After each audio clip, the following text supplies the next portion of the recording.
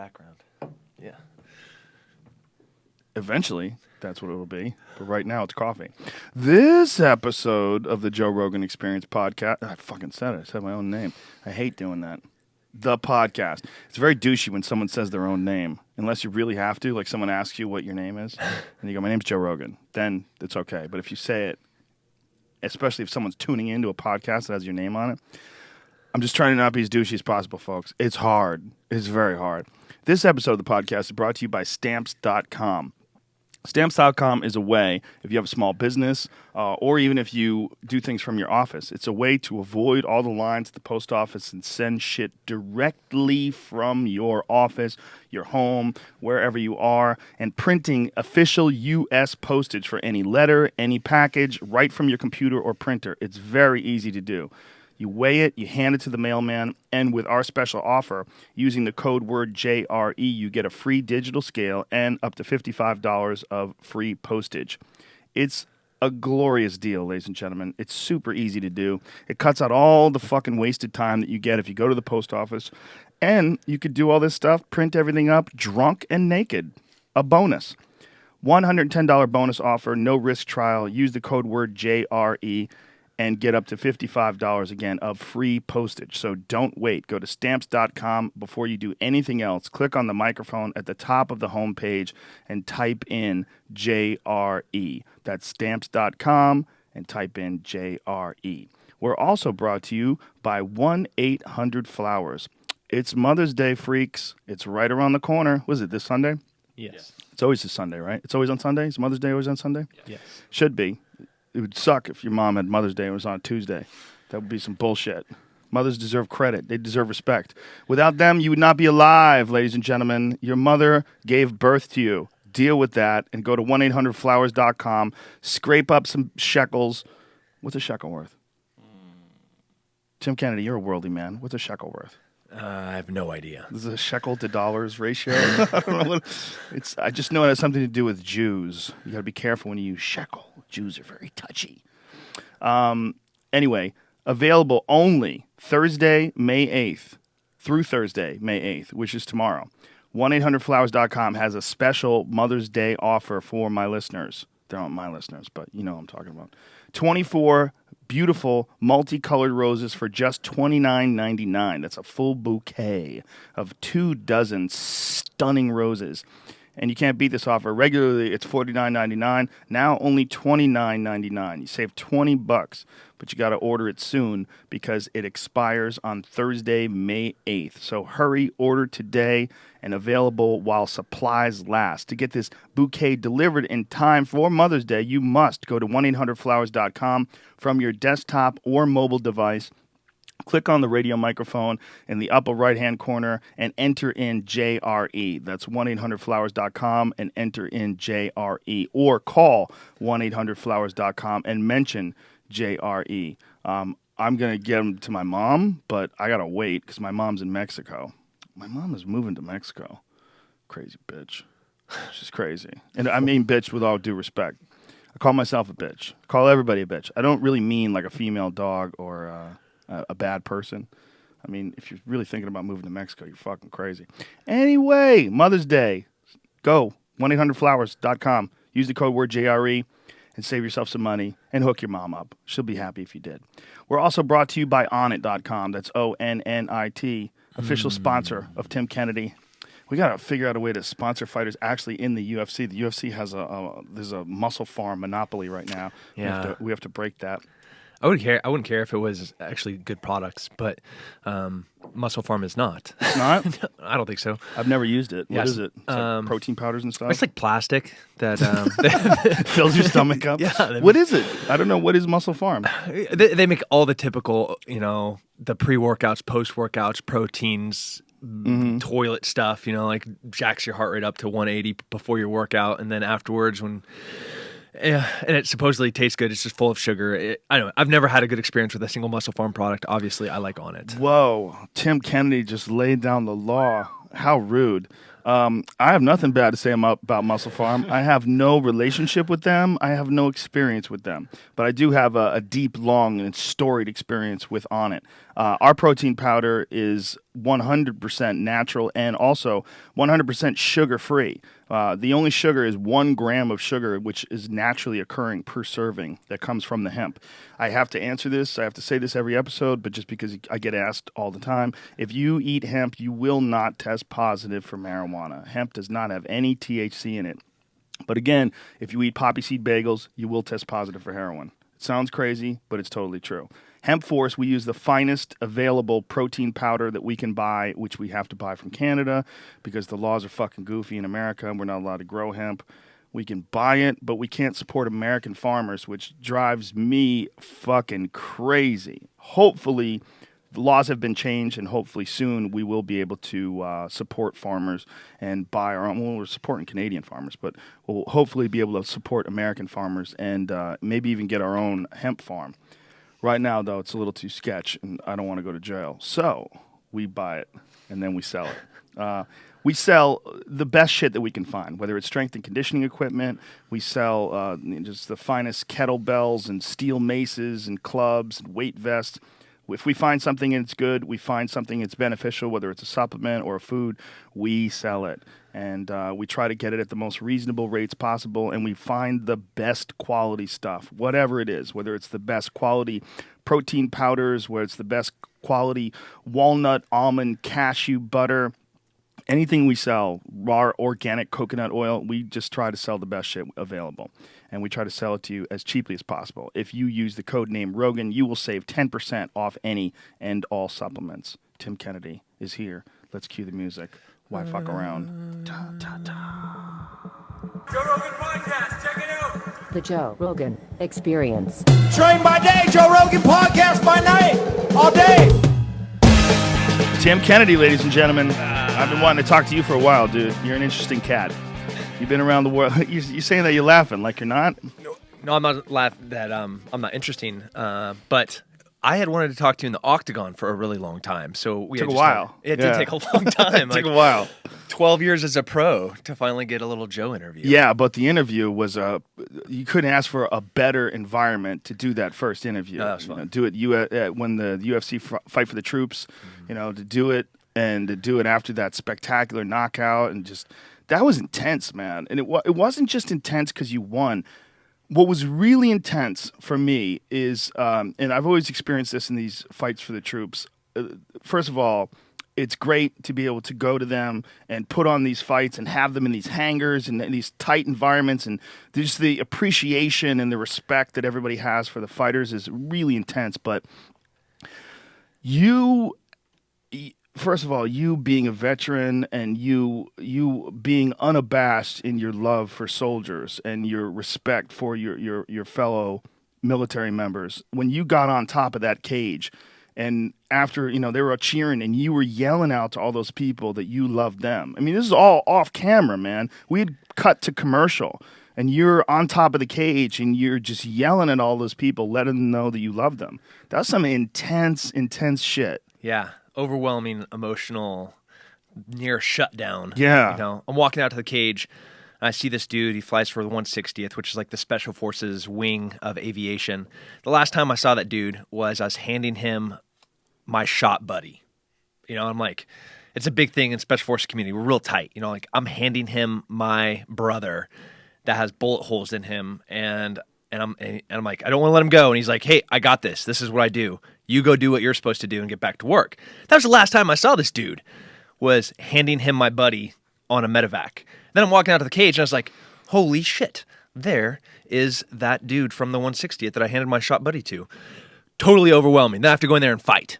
And then, nice 5th Special Forces Group is co-located there. So I saw a bunch of dudes from like the Green Beret Regiment. Yeah, it was entirely too much emotion. I just wanted to curl up and cry. Yeah, it's a completely different kind of. There's you on top of the cage up there in that photo. That's just an intense picture. That picture should be framed and on your wall somewhere because that is one of the greatest pictures I've ever seen. If you could cut me out and just have the dudes. No. You need to be in there for reference.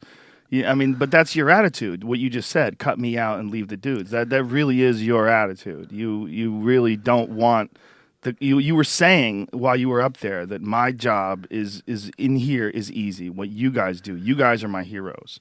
Yep. You know, You have good memory. Yeah, I remember everything. That's disturbing. It's scary. Don't get in a fight with Joe Rogan verbally. This does not go well for you. I remember things. I remember important things, and that was a deep moment. You know, there was I wrote a thing a long time ago about one of the fights for the troops about the national anthem, and I recorded it. I filmed it on my phone when someone was singing the national anthem, and you turn around, and you know I was filming the crowd while it was all going on, and the feeling in the air, the electricity in the air of hearing the national anthem while you're around active duty soldiers who are in a war. Currently, have had friends, had loved ones die, have experienced firefights, have been there, have come back, and now they're here in time off, getting to enjoy a fight, and everyone's standing up, and there's electricity in the air, man. Your fucking hairs are standing up on your back. It's just crazy. It's intense. It's intense. Yep. It's a totally different experience. Yep, it's there. Yeah, I don't know. I don't understand the whole realm outside of like what you can physically see, but there's no way to describe, you know, like moments like that where you're surrounded by these heroes, that these selfless freaking superstars of humanity, and you know, they bleed in every sense of the word for their country. And then the national anthem come on, or the flag goes up, and you see them all, and there's this energy there that just can't be described. It can only be experienced. It's surreal. You know, that's the really intense aspect of it, is that there's a lot of resistance and blowback towards war and towards the military-industrial complex and towards... both of which are horrible. Yeah, but what's important is everybody wants everything to be black and white, and there's no black and white in this world. There's this gigantic spectrum of shades, and there's positive and there's negative, there's good and there's bad, but there are real heroes in the world. Pat Tillman is a perfect example of a guy who is a real hero, in my opinion. A guy who saw what was going on and said, you know what, fuck this NFL career. I don't need millions of dollars. What I need to do is do what's right, and I need to fight for my country. He goes over there, and then when he gets there, he experiences chaos and nonsense, and he's super vocal about it, and completely, as is his brother. And that's, to me, a perfect example of that there is no black and white. There's real heroes. There's people that have heroic intent, and there's people that have heroic ideals, and they really do love and respect the idea of freedom. But they get thrust into a situation where everything is completely out of control and chaotic, and a guy like Pat Tillman was very vocal about it. Yep. And well-spoken. Very well-spoken, as is his brother. You know, it's a very intense thing. And when when people are anti-war, and it's kind of it's fashionable to be anti-war. You know, it's a thing that a lot of people put on like an outfit. They just sort of jump into the sentiment that we shouldn't have a military and we shouldn't have war. The real problem is human beings are still animals in a lot of respects, a lot of senses, and probably nobody knows that more than a guy like you who's been there. War is horrible. I hate war. I am anti-war. I've been anti-war my whole entire life with, uncles that fought in World War II or in Vietnam, grandparents that fought in World War II. But with that position of being anti-war, I don't think you should be able to be anti-war unless you understand at a fundamental level how awful and horrible war is. That doesn't mean that you have to go and serve, but it's necessary. I wouldn't wish, what I've seen in my life on my worst enemy. There's no way I'd want the people I hate to have to see, what a little girl looks like once she's been had acid thrown on her because she tried to go to school. I want that on my worst enemy. But there's people that do those things. There's people that go and kidnap 300 girls in school, this week because they were going to school. Those people they have to answer to somebody, and the only people they would answer to are guys like me, or guys that are better than me that are still doing it. And it's a necessary evil. You fight fire with fire. You fight evil with just a more violent, better version of evil, which is... And that's a crazy way to look at the world, but in a lot of respects, there's no other options. In some situations, there are no other options unless you let evil overwhelm an area or evil overwhelm a group of innocent people. There's almost no options. And to deny the existence of evil is completely fucking ridiculous. Yeah. Especially if you just look at human history. Look at human history from recorded times. From the beginning, when people started writing things down, people always did awful shit if they could get away with it. Yeah. Well, to get away with it, for evil to prevail, all it takes is for good men to do nothing, right? So Yes, great quote. Yeah. you just have to do something, even if it's horrible. How long were you over there for? I was 8 years active duty, special forces, and now it's been 3 years as a National Guardsman in special forces. So And how old are you now? 34. So wow, so you were really young. So you're essentially like, college age. Yeah, as soon as I was in grad school when I enlisted. And how old were you then? I was 22. Wow. So you saw what was going on and you just decided that this was calling you. It was a balance. It was like the perfect storm for me to go in. I was kind of, this was before we'll call it pro. I was a pro MMA fighter, and I had 5 fights. I was 4-1. I just won this ECC 50 big 8-man tournament. Jason Miller, Dennis Kang, myself were all in it, and I was the one that won it. So I had good promise. I was a douchebag. I was a little idiot.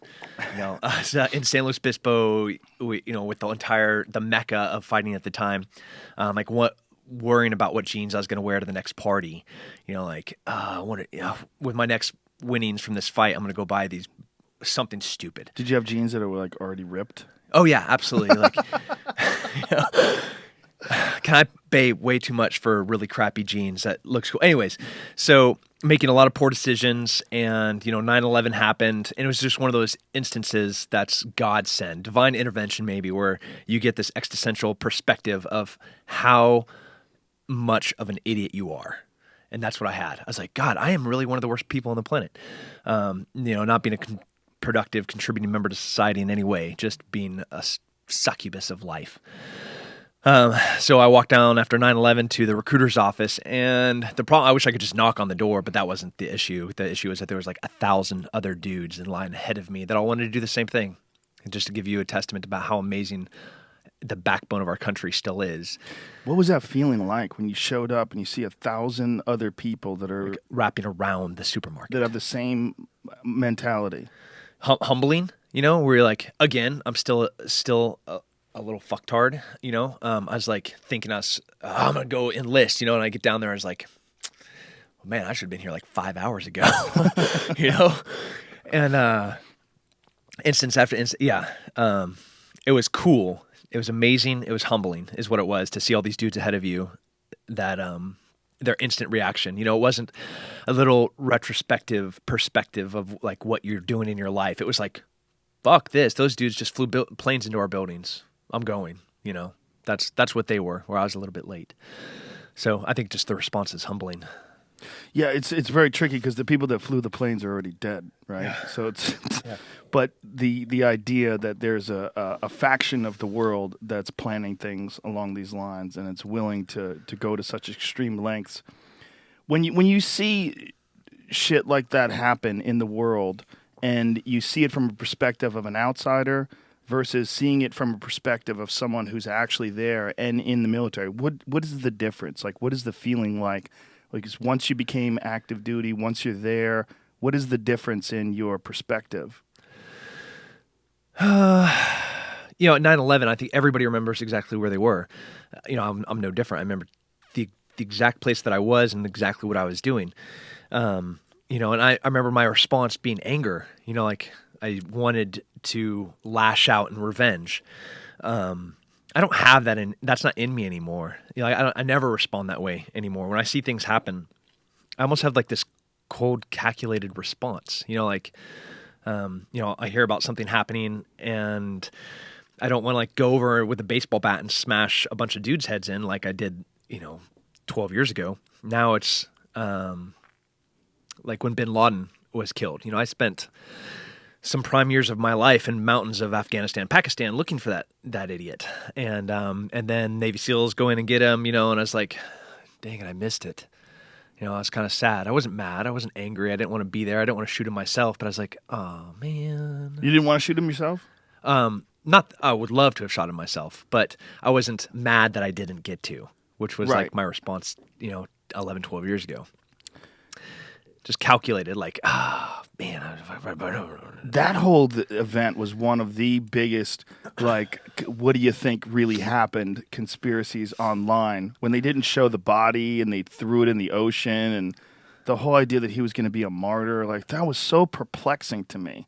The whole thing was so completely perplexing to me. Like, why wouldn't you just show his body? Like, can't we take a look? The whole world wants to see the bad guy dead. Yeah. When you just historically through the course of this war, when we've done it on numerous instances, whether it's Saddam hanging or Zarqawi and his blown up body, some I was involved with, some I wasn't.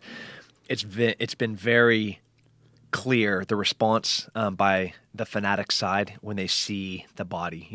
Maybe that person becomes a martyr, and then he's like idolized for years, or maybe it just incites an immediate riot.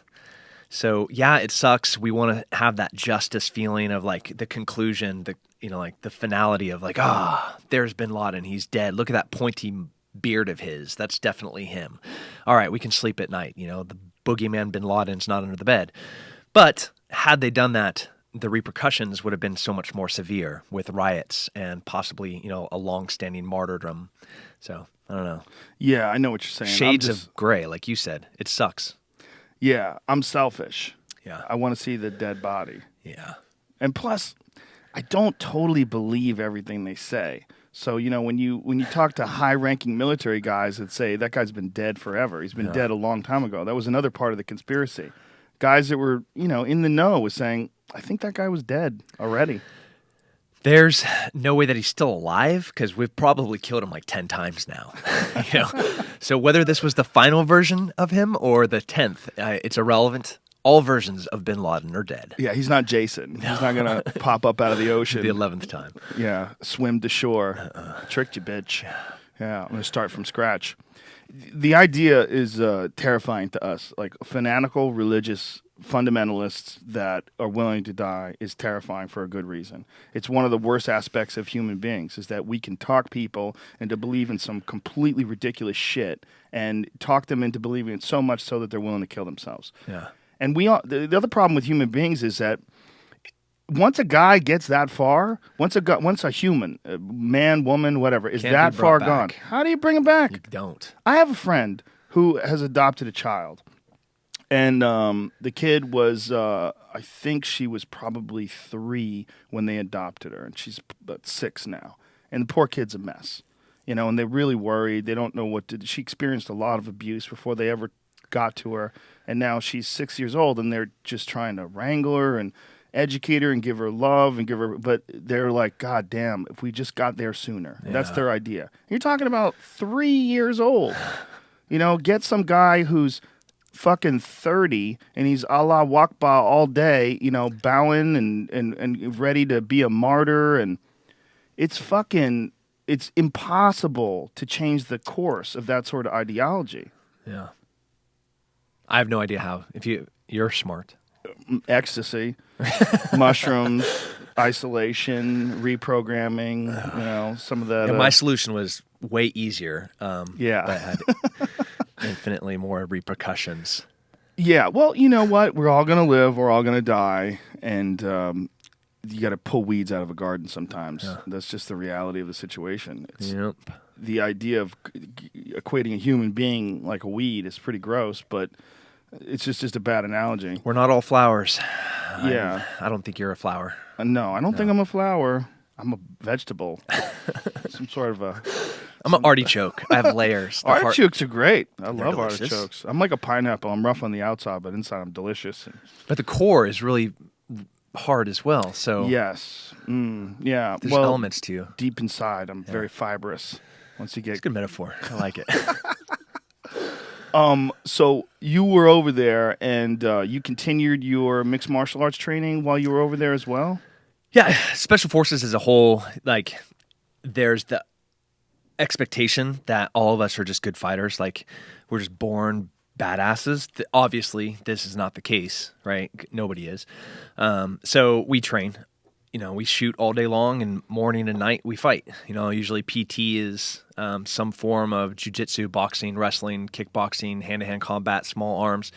And then evening is more recreational, after you get back from the range. So you get up, you work out, then you go to the range and shoot for 3-4 hours, go back, clean the guns, and then your evening is usually on the mat. That's Monday through Thursday. Friday is you're trying to fix whatever you broke during the week. That's the week. So do you guys, when they set up training for you, whether it's physical martial arts training or fitness training, is there instructors who set a program for you? Like how does it work? So sometimes you bring in experts. Hoist Gracie came, and trained us countless times. Greg Jackson comes out still. Guys like Greg Thompson, he's a hoist black belt. He's there permanently. So there's permanent fixtures at the Special Forces installations that train guys on a daily basis, and they have relationships to bring in experts. Obviously, what you do in a house when you blow a door in, when you're going inside on a kill capture mission is different than you're going to do in the cage. So it has to be guys that can adapt whatever they're teaching or know what their limitations are. Greg Jackson doesn't go in there and try to teach knife fighting. He knows what his left and right limits are, but he's one of the best. So he comes in and gives the best instruction that he can to try to provide tools for guys to be better at what they do. You train a lot down there in Albuquerque? I do, yeah. He's a fascinating guy. He is a cool cat. He's a one of a kind, very unique dude. Like really humble. Like there's a lot of people that pretend to be humble, but if you pick away at them, and you find some bullshit. It's just putting on a he's humble to mask. a fault. To a fault. Yeah. How so? He and Winklejohn both, I say, humble to a fault, where they have all these things to give. They're the best that there has ever been on coaching staff. They've trained more champions. They have the best stable of fighters on the planet, arguably, and they're still training guys. And it's not by design. This is just out of almost necessity. This scary staff. No, it's not even scary. I don't know. Out of a barn, warehouse, industrial, commercial, ghetto building, where I can walk out the door and score some meth as fast as I can come inside and get around with John Jones. Those are my options. Front door, parking lot, get some meth, come in. It's that bad a neighborhood? Oh, yeah, absolutely. Really? Yeah. All you ever see is the outside, Yeah, no. Jackson Winklejohn, like, driving down Central, it's like you can count anywhere from 4 to 8 transvestites any given morning. Nice. And then variety. No, yeah. There's a famous one named Grace. She's this beautiful black girl that wears this huge wig, and she's like 4 or 5 inches taller than I am and probably 50 pounds bigger than I am. Whoa. Yeah. But it's, Bring her in. I know. She's amazing. She's scary. Yeah, Bring her in. And every corner is like, oh, there's that drug dealer. There's this drug dealer. And then you're like, wait, is that the guy from Breaking Bad? No. Maybe it is. Is he really selling meth? And then the irony is there. No, that is not the guy from Breaking Bad, but he's really selling meth and he's dressed like the guy from Breaking Bad. It's cool. Wow. Yeah, that is what it's like there. Albuquerque's a weird spot. It is. Yeah. It's kooky. Why do they stay? It's just because the gym's there and good stable of tough guys there? I mean, I would love it if Mike Winklejohn and Greg Jackson, let's say we're in Austin, Texas, or L.A. or, San Luis Obispo, but they're in Albuquerque, New Mexico. So that's where I go. If they're in Idaho, that's where I would go, but that's where they are. So you train in Austin during your time in between fights. Yes. How do you plan out when how many weeks do you give yourself where you go to Albuquerque? I get 6 weeks, 6 good weeks in Albuquerque. So hopefully you'll get 10-week heads up to your fight. So then I have 4 weeks to start doing pre-fight camp development, like strength, speed, explosion type physical stuff, working on specific techniques, and then move to Albuquerque for the 6 weeks for the kind of final fight camp. You train at a great spot in Austin too. I was down there really recently, and I met the owner of that facility. What's that guy's name? Donald Parks and Paulie Yeah. Brandow. Yeah, they're great facility. Amazing. Yeah, really nice guys too. Yep. And so you do just all the most in between fight preparation there. And good group of fighters out of there as well. Yep. Eastside Austin Elite. Justin Lake was my strength and conditioning coach. He's like my brother on a whole bunch of different levels. He married my sister, or my wife's sister. We used to go to college together. We used to hang out with the same girls together. And then we enlisted together. He went to Special Forces. We went to 7th Group together. We went to Afghanistan together. And then he married my sister-in-law. He might be stalking you. Yeah, no. I hope not, because he's like 200 pounds, like snatches 250 pounds, deadlifts 500 pounds. It would be a bad thing if he was stalking me. Is he fighting? Does he do MMA? No. Just trains? Just trains. Yeah, there's a lot of those dudes that are scary that just train. Yeah. And you're like, You know? Please don't ever get mad at me and tear my limbs off and beat me to death. How did you get hooked up with Jackson and Winklejohn? When I lost the Strikeforce title to Jacare, it was a really close fight. Very close fight. I thought you won. I thought I did too, but it was close, and there were just like small adjustments I needed to make, and adjustments that I wasn't making on my own. I needed somebody that was smarter than me to tell me what those were and how to prepare for them. So since then I'm 7-1 since I went there. Yeah, Jackson's an interesting guy in that he didn't have any professional MMA fights, but he's a virtuoso. I mean, he really is. Like, I've had long conversations with him about strategy and weird shit about music, about how he listens to symphonies and compares the rhythm of symphonies to the changing rhythm of a fight. Yeah. He looks at everything as strategy, whether it's like he's playing Lemmings, like the old school Lemmings, What is that? I don't even know what that is. Oh, it's a video game where you like move lemmings to certain portions of the map to try to achieve some stupid engineering goal. It's a very like archaic, like 16-bit game from like almost Commodore 64 type things, where like he still plays stat. Not often, but he's like, everything has strategy, whether it's chess or backgammon, or if he's like playing Monopoly with a family, it's like everything's about strategy. He had a conversation with my friend Ari. My friend Ari Shafir has a podcast called Skeptic Tank, and Ari's a really smart dude. And him and Greg Jackson, Greg was his guest, and Greg was like picking his brain about the comparisons. Like, he's trying to figure out how one crafts a piece of comedy and like tries to attack an audience with it. Like how you get an idea past the boundaries of someone's consciousness. Can that be adaptive? Yeah. Like when you're talking to this audience, you already have kind of the template of what you're trying to get to them, but then the responsiveness, like can it change? Like I envision that is exactly something that Greg would do. Yeah. It's fascinating to listen to his mind, because I don't know anybody like him. It's a very unique sort of a mindset. Yeah. And then Winklejohn, who's a great striking coach, was a great kickboxer himself. He's an interesting guy too. Yeah, he's like the yin to the yang with Greg. He's a linear thinker. He knows where Greg wants you to paint the best version of yourself. Winklejohn doesn't have that kind of responsive approach to you. He knows what you need to do to be better. And he says, this is what you should do to be better, and this is what we're going to drill it relentlessly until you are. Greg's like, all right, I want to see you develop this. Let me give you some tools so you can implement this in your fighting style, and it's going to be adaptive to every single different athlete that he has. Where Winklejohn's like, no, this is what you need to do, and this is how we're going to do it. And you're like, yes, sir. Please don't hurt me. What eye do I look at? What eye do I look at? For folks who don't know, he lost an eye in training. They threw a kick, and the toenail missed the pad and caught his eyeball, which is the first I've ever heard of that happening ever. I've heard of guys getting scratched badly in training from sparring, but never from holding pads. No, he wears safety glasses every time he holds now. He has to. He has one eye. Can he see anything out of that other eye? No, definitely not. Wow. No, the eye like poured out of his face. Fuck. I was like, that was my eye. Fuck.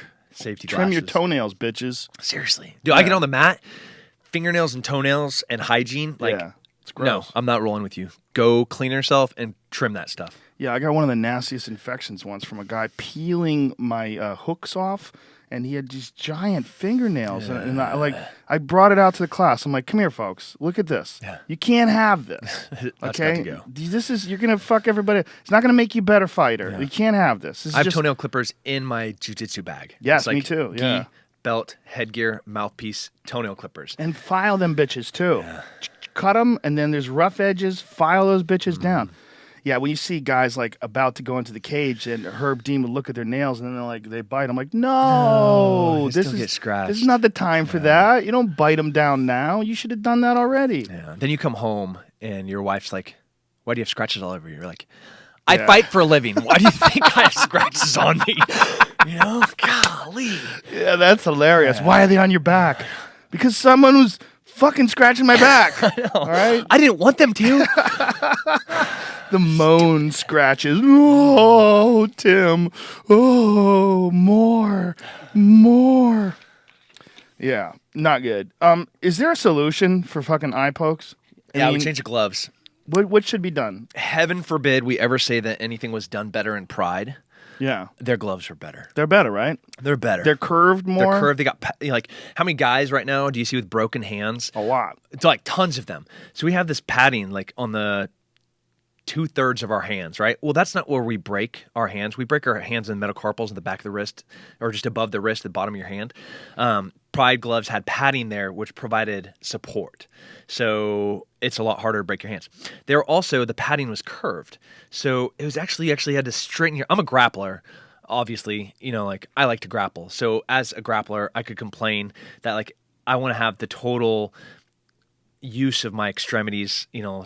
Right, no gloves would be better for most grapplers. Yeah, absolutely. You could slide things in better. With that said, I don't want to get poked in the eye. Yeah. So the Pride gloves, that's how we make them better. Yeah, we own Pride. The UFC owns Pride. Just take their gloves and just take the word Pride off of it and then put those 3 letters on there. Bam! Yeah, they brought over some new glove and they're like, here's the new glove. And I put it on. I was like, what the fuck is the difference? It's just slightly curved. Like, these bitches should be like really curved. Like, whereas if you want to do that, it's an effort. And when you relax, it goes right back to that. But the effort is for 15 to 25 minutes. Yeah. Like, I'm sure my hand is strong enough to go like that when I need it to. Yeah. For 15 to 25 minutes. Well, I mean, as long as you can do it in certain situations, like, you know, you're trying to apply a choke or something, but it's very disheartening to me, all the people that are having detached retinas, and Alan Belcher's eyes fucked up. Bisping, Bisping's eyes all fucked up. I couldn't look at him in the eye when we were fighting. I was just like... Well, he's got oil in his eye. They inject oil in his eye, right? Yeah. And I don't know what he can see out of it or what it looks like. I mean, I guess it's diminished in some respect. It has to be. Yeah, it's so fucking weird. And he's had a couple eye surgeries, right? Yep. Bisping's had more than one eye surgery. Yep. It's fucking crazy, man. I like my eyes. I don't want them. Yeah. I need them. Is it possible to do something where the fingers aren't exposed? Like, or you chop them off. No. Okay. I'm talking about like a covering. Like, what I was thinking of is like a lambskin sort of a covering, something that's not thick, but like maybe like a band around the tips where you don't really do this ever anyway. You know? Do you? Yeah. When do you do that? Body lock, takedown stuff. You grab like this? No, but like, you do this. You still have this. But wouldn't you still have that? I don't know. I mean, you mostly do this. Let's right? design it. Okay, well, I'm saying for folks who are listening, there's a thing called the gable grip, and the way a gable grip works is, picture your hand if you're going to karate chop someone, and your thumb was pressed tight against the side of your hand. Then have your hands like in a cross position where one sideways and one is sitting straight up, and then crush down with your hands with your fingertips. That would be what a gable grip is like, and that is the majority of wrestling, of grabbing. When you cinch around the waist, that's most of the way you grab. The other way would be an S grip, which is you would make like a 69 hook with your fingers. Yeah, 69. That's it, yin and yang. If you're more uncouth or couth, and you grab like that, but you never, very rarely do you do this. Very rarely do you let your fingers intersect with each other. So they don't have to be free like that. And when they're free, that's when fingers go in eyeballs. Yep. You know? I thought maybe there could be some sort of a flexible, rounded covering which would eliminate Seems like pokes. they've had to have tried it, you know. I don't think they have. Well, let's give it a whirl. it's amazing to me how things just stay stagnant when they're retarded. Like when they don't make any sense. Like These gloves the suck. 12 to 6 elbow. God, I love those. Why can't we do those? They should be in. Knees to the You to the telling head on me? the ground. Yeah. Well, you telling me you can kick someone in the head with your shin, but you can't drop an elbow down your head? Someone has never been kicked in the head with a shin. No, obviously. That's the only reason why you would make that Can't we rule. like thank John McCain for this one? Wasn't it that like that era? Of, It like, was that era. Yeah. According to John McCarthy, who was there when it was all going on. John McCarthy, famous referee, the gold standard. Love that guy. Great guy. Big John told me that they were having this meeting with the athletic commission, and they had seen like karate brick breaking demonstrations on ESPN at like 2:00 in the morning, like "Hi-ya!" and the boards shatter and everything. Well, they said you can't do that move because that move could kill someone. Yeah, if you can break bricks, you can obviously break somebody's neck Exactly. and just blow their just So their that scalp. is the real reason why the 12 to 6 elbow is illegal. But arguably, this elbow is stronger. Definitely. It's got more torque to it. It's a more natural movement of the body. This is an awkward movement in comparison. Yeah, but I mean, do you remember Cobra Kai? Yes. Yeah, I mean, Daniel's son watched those guys breaking boards. Yeah, it's tough to argue with that kind of logic. but that is the scary. logic that literally is a complete pure ignorance. If you asked like mixed martial arts competitors, trainers, fighters, people in the know, and ask them what should be illegal, the 12 to 6 elbow is not going to be on that list. Nowhere near. It's a fine technique. It's a good technique. It's excellent. As are knees on the ground.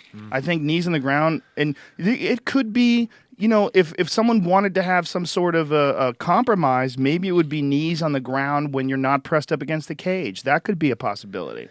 You know, the idea being that the knees to the head on the ground would be problematic against the cage because a guy couldn't move. And that was one of the good things about Pride was the ropes. Yeah. If soccer kicks and all those things, you can kind of scoot your head under the ropes to get away from things. You're not contained by your environment to the point where you would suffer a damaging blow that you could have avoided by your own power. Yeah. I mean, outside of like the north-south, you know, 69 position for knees to the head on the ground, that's the only position I could think, you know, like obviously the limitation is you still can't strike to the top of the head or the back of the head with a knee. Right. And that, under that premise, then it doesn't really matter where you're kneeing somebody from because you can't hurt them any worse than you could in any other way with any other strike from any other position. Right. So... Yeah, and also I don't like this thing that guys are doing where they drop one hand down to avoid being kneed in the head, and they pick it up and they drop it down. Like, oh, let's gameplay this. Yeah, I'm down. I'm gameplaying down. it. I'm Yeah. down. Don't need me. Yeah, I'm up. Well, it's very very weird. It's a weird gray area that I think needs to be sat down. And then of course there's the scoring system, which is adopted from boxing. This 10-point must scoring system, which is just terrible. And the implementation of it is even more terrible because very few 10-8 rounds get scored. Yeah. I mean, rarely. There's 10-9 rounds that One in are 100? squeakers, right? Like maybe one of your rounds with Jacare might have been a 10-9 round. And then there's 10-9 rounds where a guy just gets fucking mollywopped Dropped 2-3 times. and it's still a 10-9 round. Like, how is that possible? It's a terrible system. Yeah. And I don't know if you ever saw Doc Hamilton's scoring system. Yeah. He had a half-point scoring system, which is much Way better. better. Way better. I would want Doc Hamilton's and to know what the scores are every round. I agree, 100%. I agree. Every other fucking game, whether it's football, basketball, everything else. I think it should be that way in boxing, too. So it would discourage shitty judges from continuing their shittiness. Yep. And shitty fighters from continuing their shittiness. Yes. You know? The only real worry would be that a guy would be so far ahead that he would run in the last round. He's up 4 rounds. Yeah. John Jones moving to the 5th round against Glover. Right, You know, right. he's like, all right, I have this. But a guy like John wouldn't do that anyway. No, He'd neither would still- I, you know? Yeah, yeah. The great fighters would still fight the same. And not only that, the other guy is going to get more desperate, so it'll make it even more exciting because he's going to have to. Yeah. And if he doesn't, like, well, are you not trying to win? Like, you know you're not going to win a decision. So either you just fucking throw caution to the wind and throw yourself in the line of fire, or why are you fighting? Move on. Yeah, move on. John Jones is a fucking phenomenon, man. That dude, as good as he has looked in the past, the fight against Glover was just It sensational. was masterful. Yeah. It was something to behold. I was like, he's amazing in the gym. He's so talented in every respect. You know, like even I've been doing jiu-jitsu for forever. And He's good. He's really, really good. And then like stand up is a whole different world. His wrestling is just out of this world. Like, and then he goes on game day, on fight day, and he's better. He improvises. Dude, it's beautiful. Yeah, when I asked him about the elbows in tight, like fighting Glover against the cage like that, I just had a fucking feeling that he was improvising that. I was like, is this something you planned out? He's like, no, I just felt it. He was winding up, and I just felt like I could get away with that. Like, we were in fight camp at the exact same time. I fought 1 week before him, and he didn't drill those. You know, like we're watching out for Glover's big overhand right. You know, obviously we're looking for the 2-3 punch combos that he does in entrances. You know, watching of course for Glover's wrestling. He's a beast on top. And then you watch the fight, and you're like, he didn't do that stuff in fight camp. He just fight night started improvising and destroying the still number 2 dude on the planet. yeah. So decisively, it's disturbing. He also added a new thing to his game that I think you're going to see a lot of people do. That's that attacking the shoulder with that loose underhook. Yep. When a guy has that relaxed underhook and you yank that arm up, I mean, he fucked Glover's shoulder up in the first round. He never really recovered. No, it changed the whole feeling of what Glover could do offensively from that point forward. Yeah, it was mangled, and now his labrum's torn. It's He's a going to have to surgery. get surgery. Yeah. It's John's done a lot of things that a lot of people implement now. The front leg side kick to the thigh. Yeah. There was very few people doing that before him. No, everybody does it. He's got to watch the finger pokes, though, man. Yeah. John is always doing that thing where he's extending his hands, and guys trying to move forward, they wind up running into his fingers all the time. Yeah, I really do believe. I hate finger pokes, knees to the groin when guys get tired, cage grabbing. Like, don't like it at all. So he's a teammate.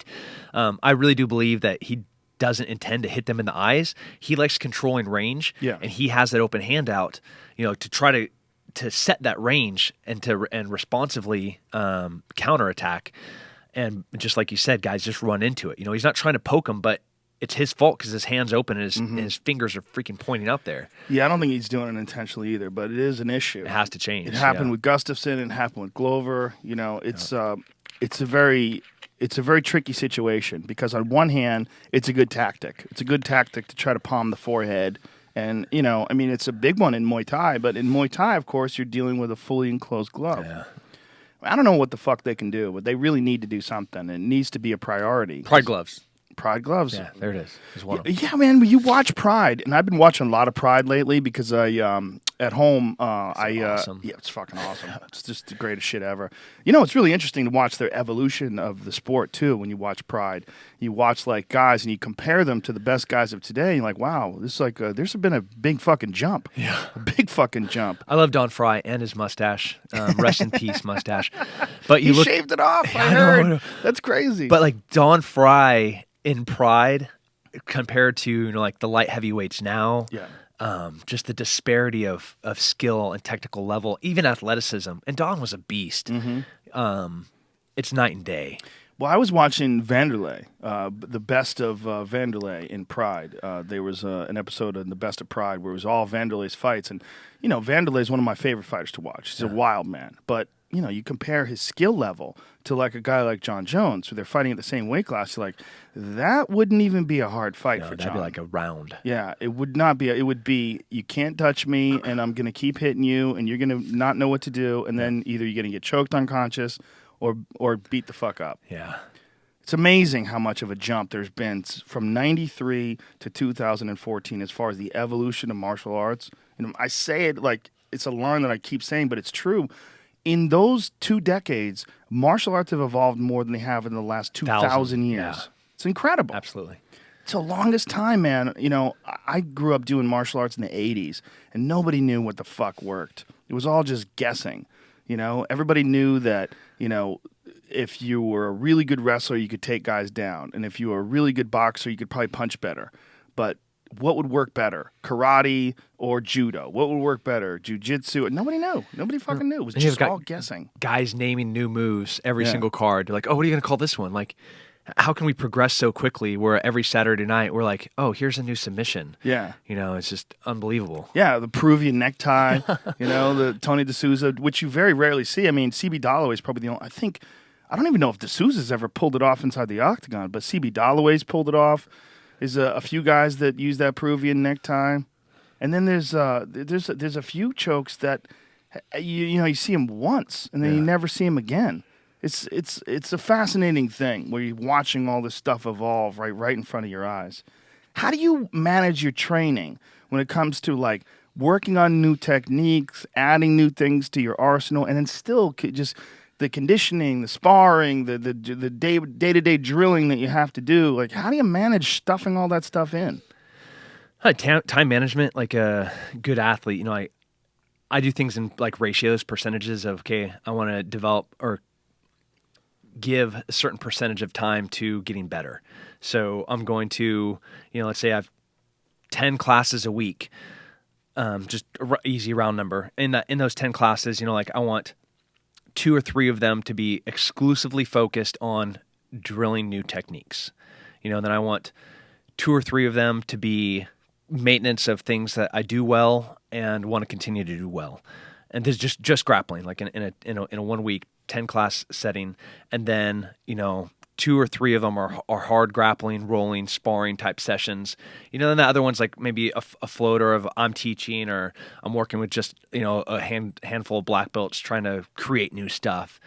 So like it's equally proportionate to staying good, challenging myself physically, and developing new technique and learning. What about recovery? Like, what about what do you that do? Stuff.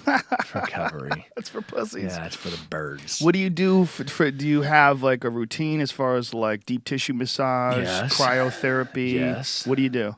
Yes to both of those. All those. Yeah. So Austin Cryotherapy, I'm there.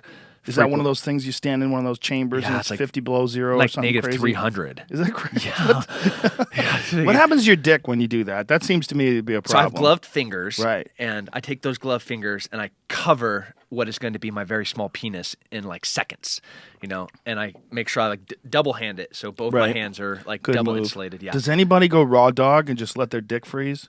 That would be because if you found out that guy did it, you'd probably have to do it too, wouldn't you? No. I would assume that you would be one of those guys that'd be like, all right. I am that fuck. dumb. Yeah, it's true. Like, I am so stupid. Did you really? Are you messing with me? Fuck it. I'm going to do it. Yeah, just do it in a monk position. You're only in there for like 3 minutes. Right. And then you get out, huge infusion of blood. You feel better. Like, what's Eddie Bravo did this in preparation for his Royler match, which is the first time I'd heard about it. Like, explain it to me and for the lay people at home. It's your neck is above, right? Your head is exposed. Yeah. So it closes on you like a sun tanning bed. Exactly, but you're standing up. Right. They punch liquid nitrogen gas in there, so up to like about your chin, down to like -300 degrees. So you're breathing, the gas is coming up to your chin, and the largest organ in your body is your skin. So it's very responsive. It can absorb quickly. Like people take drugs that way. You can also, it's very responsive. So it gets exposed to -300 degrees. The first thing it does is take blood from the extremities and rushes it to the vital life sustaining organs of your body, your brain, your heart, and your lungs. So all the blood goes from your extremities to your core, and then you're there for like 2-3 minutes, and super crazy because if you have an injury like a hurt knee or a hurt hand, where you have extra fluid there, it gets super cold there because you have more fluid there, and more fluid is conductive and it gets colder faster. So you can feel these injuries on your body get crazy cold.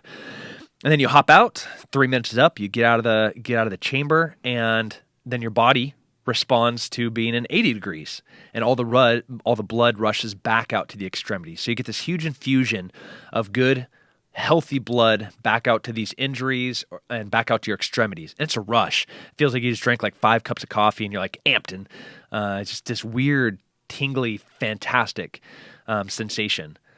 So that's what happens. And how does it help you recover by doing that? Infusion, circulation, like trying to treat an injury. You have rest, ice, compression, elevation. When you're trying to work on recovery without injury, you want circulation. So you want good, healthy blood going to muscles that you've just fatigued to increase recovery and response time. So like if you just like simple terms, if I went and did like a big squat and deadlift workout for the day, right? My legs and back and butt are going to be sore. Those extremities it's vascular region. So go hop in the cryo chamber. All the blood that's sitting there in that area, in my legs and my back and my butt, all rush to my brain and lungs and heart. And then I get out, and all sorts of great new fantastic blood goes back to my legs, back, and butt. So I get a great huge infusion of good healthy blood back out to my extremities to increase recovery time, because I'm just increasing circulation. Increasing circulation is increasing recovery.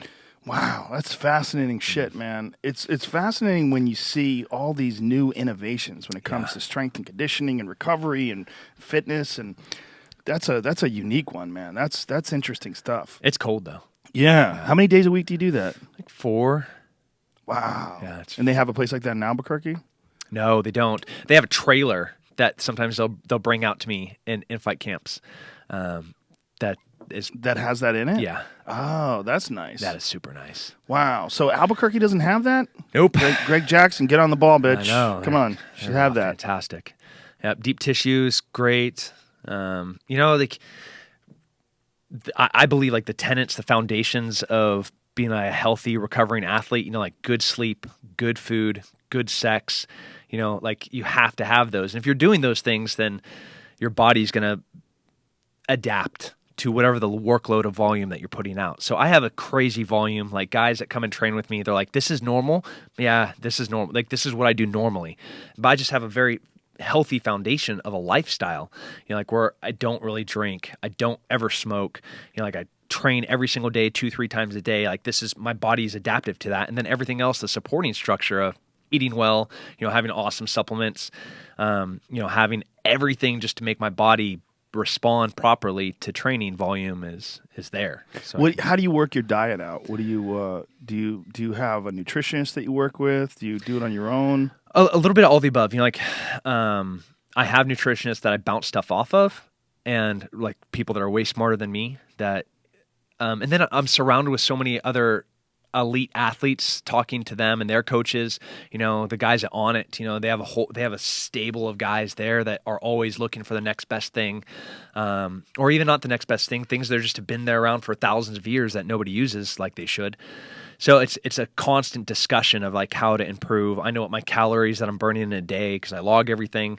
I fought 2 weeks ago, so I was on crazy strict diet for like 3-4 months to get down to 185. So now I'm back in Austin, Texas. Maybe I'll have a little bit of brisket. It's getting in there, or some tacos. So, which I think is actually needed. You can't be perfect all the time. Your body needs those cheats.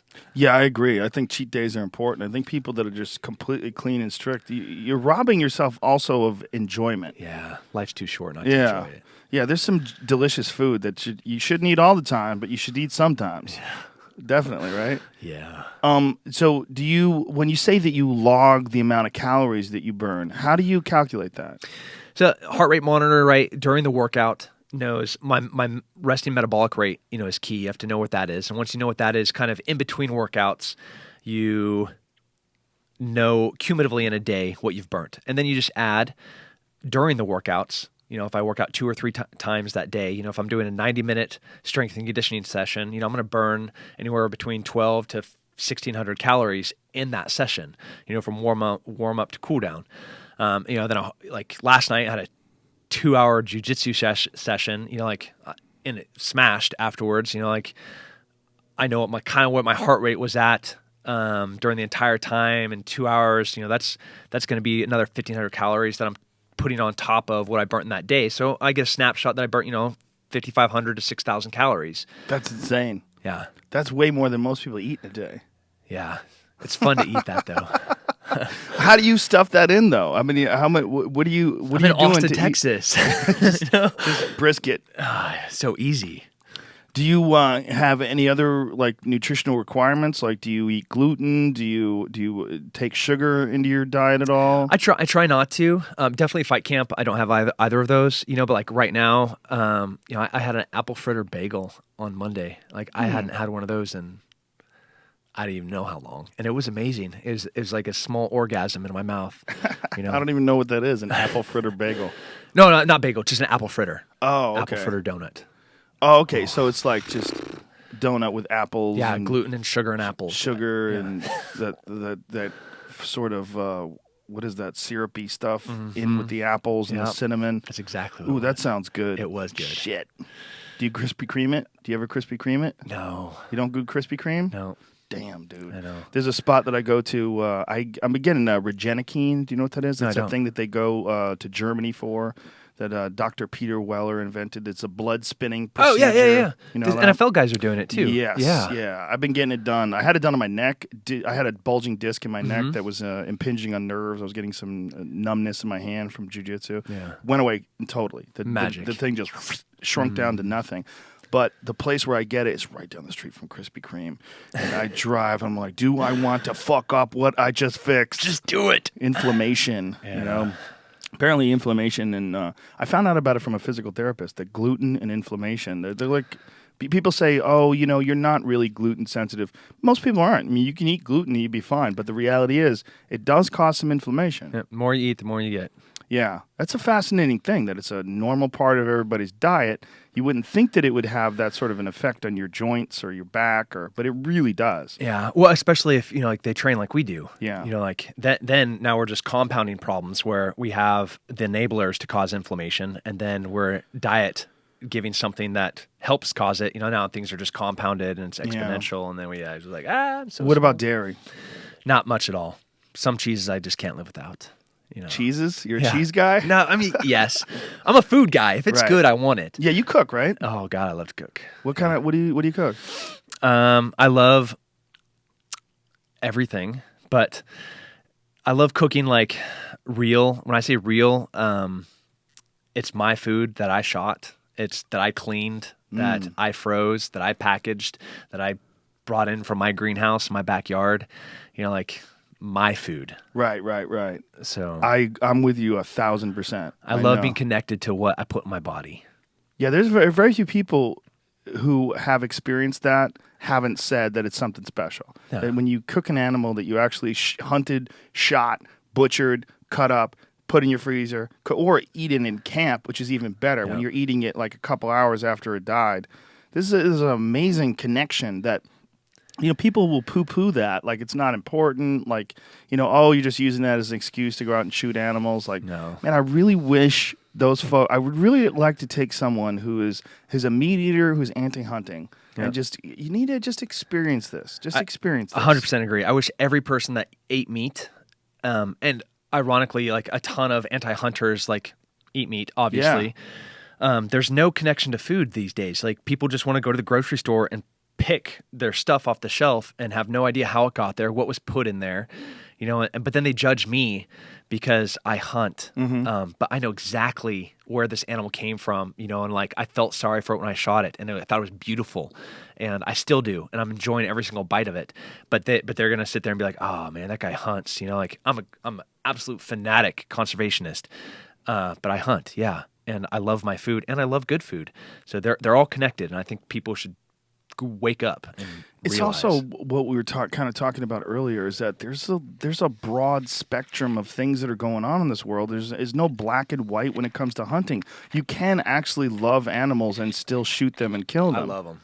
Isn't that? It's a crazy thing. Like people they find that like impossibly contradictory, but it's not. And it's also the other thing that people don't want to admit is that if you do not shoot these animals, they're going to continue to fuck, they're going to continue to procreate, and then how are you going to control the population? Because you have two options. Either you can hunt them or you can bring in wolves. Yeah. So what do you want to do? You want wolves wandering around through your fucking neighborhood, killing everything that they can get a hold of, including dogs, including livestock? Do you want wild panthers? What do you want?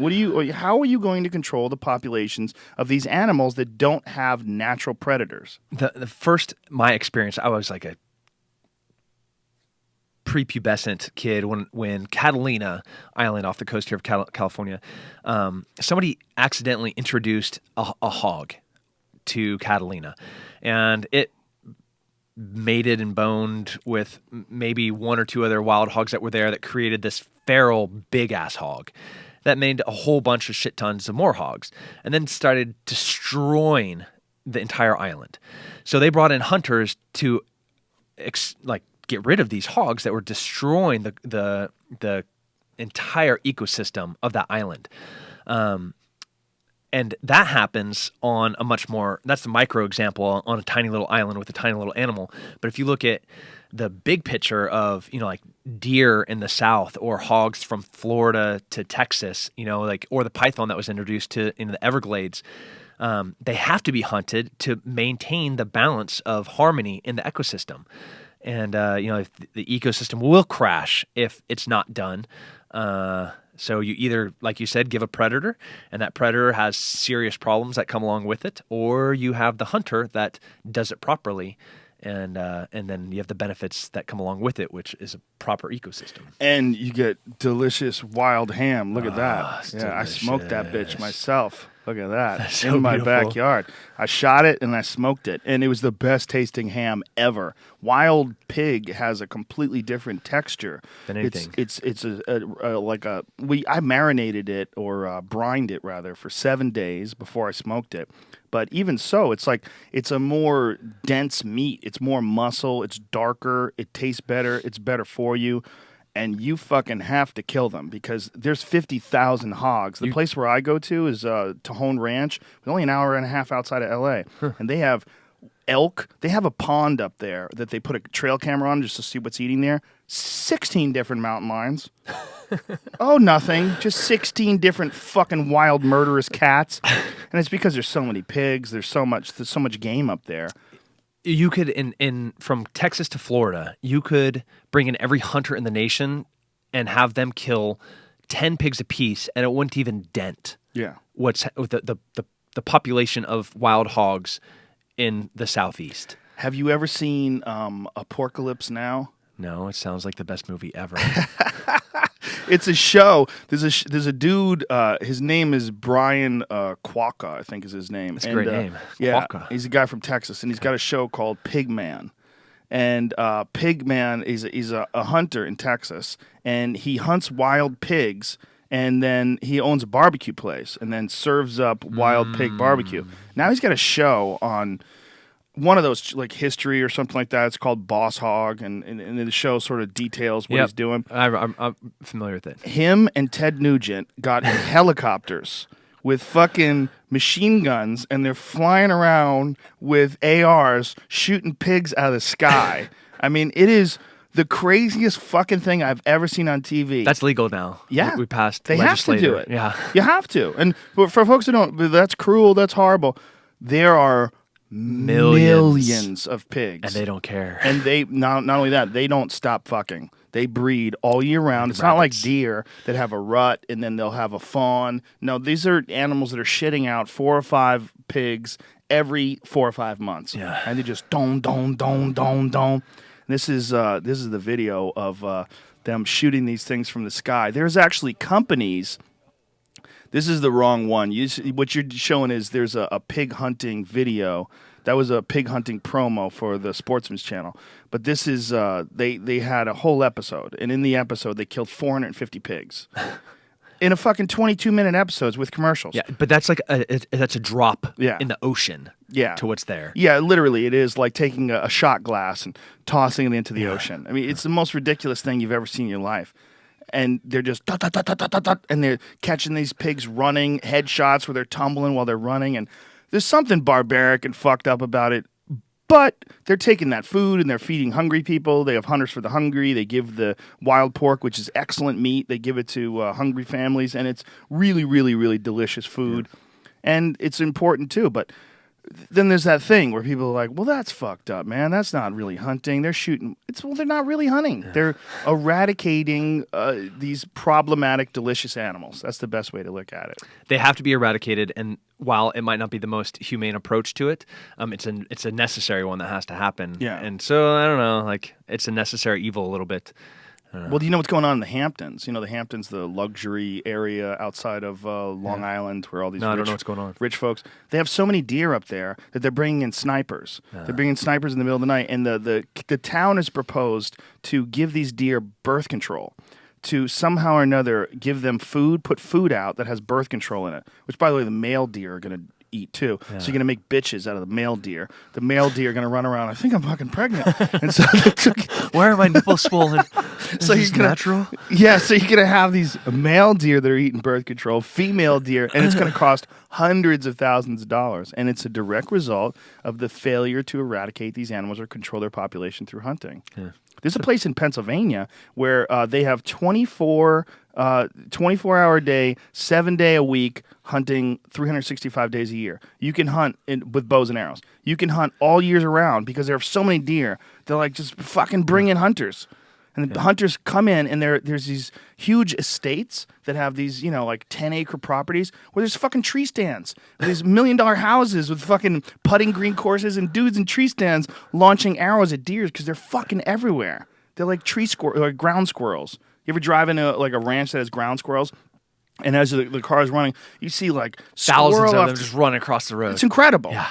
Like Tejon Ranch, which has 50,000 hogs. It has Rocky Mountain elk, gigantic elk. They have thousands of deer. They have bears. They have mountain lions. They have everything. The number one animal mass, pound for pound, is ground squirrels. And this 2,700,000 acre ranch, number one is ground squirrels. Believe it. My dad, and he was a narcotics officer for 30 years, door kicking superstar. He spends his retired time now shooting ground squirrels. He is like the most amazing setup for ground squirrels. For ground squirrels, but you can't even eat ground squirrels. No, on the ranch, like the cows will step in their holes and break their legs, yeah. Or they destroy irrigation for the vineyards. Like.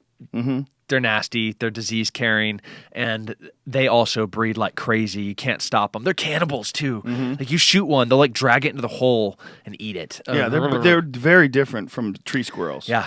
Tree squirrels are actually good. I've eaten tree squirrel. They're delicious. They're pretty. They taste good, man. Steve Ranella, the guy who was the host of Meat Eater, shot a squirrel when we were in Wisconsin and cooked it. And it's a very unique taste too. It doesn't taste like anything else. But ground squirrels, man. I wouldn't eat one. Yeah. Apparently you can't. Apparently they're just fucking disgusting. Yeah. It's like, I guess you could eat it if you were starving to death, but another problem is if you shoot them, you have to kill them. Because if you shoot them and you wound them, they run into their hole and then the other ones eat it. Yeah. Fucking creepy Yeah, little. they're nasty. There's a lot of creepy little animals out there. Yep. But this, the idea that this one ranch with 2,700,000 acres, their largest animal mass is ground squirrels. Well, they say that the largest mass of life on Earth, moving life, is ants, and that there's more pounds of ants than there are humans. Pounds of humans. It's incredible. Yeah, and they're like 10,000 times stronger than we are. Yeah. Percent ratio. Yeah. I hope they never get mad at us. Or they better not start growing. If you go back throughout the history and you find some of the animals that were just really enormous just a few 100 million years ago, and they've somehow or another shrunk down to a manageable size. Yeah, like if bees are the size of horses, we'd have real problems. Yeah, but I love honey. Yeah, honey's delicious. Vegans don't eat honey. That's horrible. That's hilarious. It's hilarious. Yeah. It just if you ever want to know how retarded being a vegan is, you won't eat honey. I know they're retarded the moment that they start with "I'm a vegan." Well, they can't help say it. It's like they're holding a hot pan. They run marathons. Yeah, it's like the other thing that comes out right away is like I'm a marathoner, or I'm a vegan, or I eat paleo, or I'm a CrossFit. That's like nobody can help but tell you those necessary elements of themselves. Yeah, what is that? I don't know what it is. It's they want to tell you they're awesome. But to me, that almost discounts you as being such. Yeah, if you're a vegan and you cannot tell people for a long period of time, that's super impressive. Yeah, I'll like you more. Wow, you're a vegan and it took you 2 weeks to tell me? I'm impressed. Can I buy you lunch? A vegan lunch. I get it for people that don't want to be cruel. I totally get the whole sentiment. I get all of it. I get the idea of like wanting to eat fresh vegetables and it's healthy for you. I get it. But the finite nature of life itself, it seems to me it's so silly that you think that somehow or another you not killing animals is somehow going to balance things out, or you not being a part of killing animals is going to balance. They're killing each other. Do you know that? Like there's a war going on. All the animals are involved in it, including humans. We're just so far ahead we forgot it's a war. And we have POW camps that we set up in cities, and we call them zoos. And that's what that is. They didn't ask to be there. I like this We analogy. capture those motherfuckers and we put them, and they're in these weird things where we don't let them interact with the other animals in the zoo. We block them off in their own little apartments, and so we could stare at them while we eat popcorn. I'm not sure I agree with that. I don't. I think that if you should have zoos, you should lump all those bitches together. And if you run out of monkeys, go get more. So the monkeys There's that a lot survive, of those too. The monkeys that survive are going to be the ones that know how to get away from the cats. Yeah, he's a badass. Oh, that monkey I want as a pet. Yeah, that's a monkey. He knows how to zig and zag. He knows how to juke. When the cat's coming, he knows how to get to the tall branches. Yeah. The monkey that stays on the ground and picks his ass while the jaguar is slowly creeping up on him, that's the monkey that's supposed to die. The weird part about the SeaWorlds and the zoos of our life is that they do. I love when people are like, "Oh, did you see the movie Blackfish?"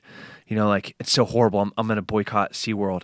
You're like, have you ever given a cent to marine biology or the preservation of marine wildlife? No, but you're going to boycott SeaWorld. How much money have they given in the research and preservation of marine wildlife? Oh yeah, 1,000 times more than you. It's the same with the zoos. Like I don't like zoos. I think it's horrible that the animals are there, but they do more in research and understanding wildlife and the preservation of wildlife than almost everyone that goes there or doesn't go there and complains about it. And so it's just like this, again, shades of gray. My problem with SeaWorld is very simple. Those animals are smart. They're very smart. In fact, the cerebral cortex of a dolphin is 40% larger than that of a human being. Beautiful. We don't even understand how smart they are because they can't alter their environment. So we don't think of them as being smart because they don't have thumbs, they don't pick things up, because they can move in 3D all around the ocean. They can fucking dive and swim and move around, and they have these pods, they stay together, they have families, they have dialects, they have languages. They're so intelligent that we're just now starting to understand that they have variations in the way they speak depending upon what geographic location they're at. They're really fucking smart, like human type smart. And just because they're different from us and they don't build houses doesn't mean they're not smart. Yeah. So to me, it's like slavery. It's like just because, we have donated so much money into slavery research, but you're still fucking slave owners, you cunts. The reason why there needs to be slavery research, I just think that anything smart shouldn't be in captivity. But like giraffes, they're so stupid. You go to the zoo and they seem happy as fuck. They're as happy there. Babies feed them. They let babies feed them. I have a 3-year-old. She holds up lettuce. The giraffe comes and take it. That fucking giraffe's not upset at all. No. They're so confident that giraffes are chill that they let babies feed them. They are. They are so chill. They're just happy there's no lions. No. For you to be a giraffe all day, you have a giant target. Your neck is just this huge target. You're a beacon that of somebody eat me. wants to bite. Yep. There's not one spot. It's not like a warthog that is this little short fucking stubby neck. It's tough to get to. You have this giant neck like a tree. Everywhere around it, you could bite and kill you. I mean, they're so happy they're in the zoo. They're so happy. No, they don't know how happy they are. They're like, wait, nothing's eating me? And this 3-year-old's giving me food? Yeah. Okay, I think this is good. But then there's weirdness when it comes to captive animals, like these hunting camps that they have in Africa. It gets, again, the gray area, the weirdness of the world, because Louis Theroux, the documentary guy? Yeah. Fascinating guy. Had him on the podcast. Really, really interesting cat. I want to watch that one. It's a good one. Yeah. One of the best documentaries that he did was when he went to Africa and went to these hunting camps. Mm-hmm. They have these high fence hunting camps where they take these animals and they put them in these huge enclosures and they let people hunt them. The irony is these animals there's higher populations, they're healthier, there's more of them. Animals that were on the verge of extinction there's many, many, many of them, but they're hunted. Yeah. So it's like people have this weird sort of like, well, yeah, the animals are healthier, the populations are healthier, but the reason being is because people can pay to go kill them. Like, whoa. But it's just another example of the world not being so clear-cut. There's a lot of weirdness out there. Yep. Ironically, some of the rhinos that are left in this world are at those camps. They're not being hunted. They're being protected. They're in these high fence, game fence areas where people are coming. They'll come look at the rhino and be like, oh, wow, what a beautiful rhino. All right, let's go shoot a gemsbuck and a kudu. How much does it cost? Like something they couldn't do 20 years ago because there weren't enough of them. But now, like, oh, limitless impala? Oh, that's a blessed buck? Oh, I'll take one of those. That's $1,000? Not a problem. Like, that's what it's like there. But they saved species by making them available to be paid for. Yeah, it's very strange. I don't know. And Louis Theroux's documentary really captured What was his it. position? Well, his position is, he's The trying to necessary get evil? to it. He's trying to get to his position during the whole documentary. He's like, I get, okay, I see, but the real position is really clearly established by the guy who runs the hunting camp, because he gets angry at Louis at one point in the show, like, 3/4 of the way in. He goes, you don't understand. He goes, Africa is fucked. He goes, it's fucked. And unless something is worth money, it's gonna fucking die. They fucking kill everything. It's fucked. There's nothing here. The reason why these fucking animals are here is because they're worth money. That's it. That's it. Do you understand? And, Louis is like, I guess I understand. But it's true. It is true.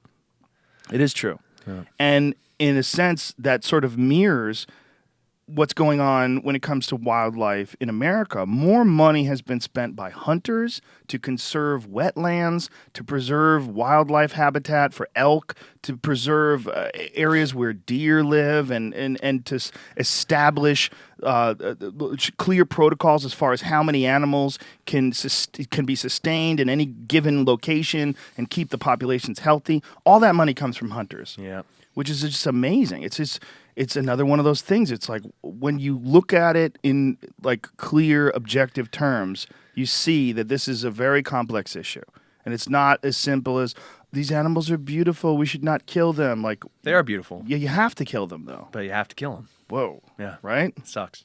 It's not really. They're delicious. I know. That's the crazy thing is it doesn't really suck. They are delicious. Like fuck, man. There's so much going on there, and again, it's just the way the world is. Yeah. The world, Which is like this ironic contrast to the first 10 years of my life where like I didn't think what I was shooting was beautiful because they're evil fuckers. So like now as a sportsman, a hunter, like I love these animals. And which animals do you think were evil? terrorists. But when you said for the first 10 years of your life, you're shooting 10 terrorists? 10 years of my career, Oh. like as a shooter. Oh, I thought you were saying as your life. Wait, so when you're 9 years old, you were hunting terrorists at 9? no, like at 23, I was like no remorse, slept very well at night, like because these were evil people. Right. And now I'm like, oh man, I don't want to shoot that. That's pretty. That thing's beautiful. That I'll shoot, because that is really yummy and there's too many of them. Yeah, I have a buddy who served and came back, and he loves fishing, and he had a real hard time getting back into hunting.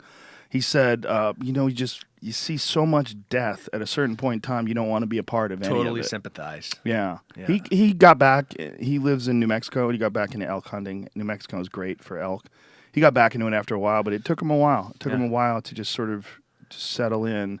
He just like, I saw too much death. Yeah. Totally empathetic to that. Is there ever going to be a time where there's no war? Is that even possible with human beings? In our life, not in my lifetime. That's a disturbing idea for people, because if people have this idea, I mean, it's a shitty analogy, but it's one that I use. If 20 people can get along, if like, okay, there's 5 of us in this room or 4 of us in this room. If there's 4 people in this room and we can get along, can 40 people get along? Yes, 40 people can get along. You could have a community of 40 people with no problems and just live from birth to death, and everybody, nobody kills anybody. Maybe that weird outlier at Yeah. 40, but Yeah. As a community, they'll absorb him for what he is or whatever. Yeah, but then you get to 4,000. No, Jim's someone's gotta going to go. die. Yeah. So Jim's a douche. Yep. We got to take out Jim. And everybody's going to meet by the campfire and go, look, this motherfucker is just ruining our life. He doesn't hunt. He eats all our food. He fucks our women when we're not there. He beats our kids. We got to kill this guy.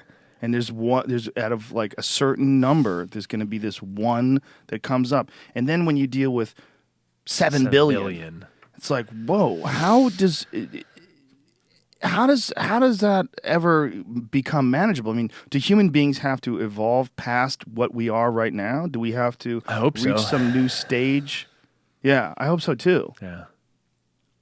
Well, you would know better than anybody what the horrors of war are. So would you think that someone who has experienced that would have a better perspective about what's necessary and what's not necessary when it comes to sort of just managing peace? Try to...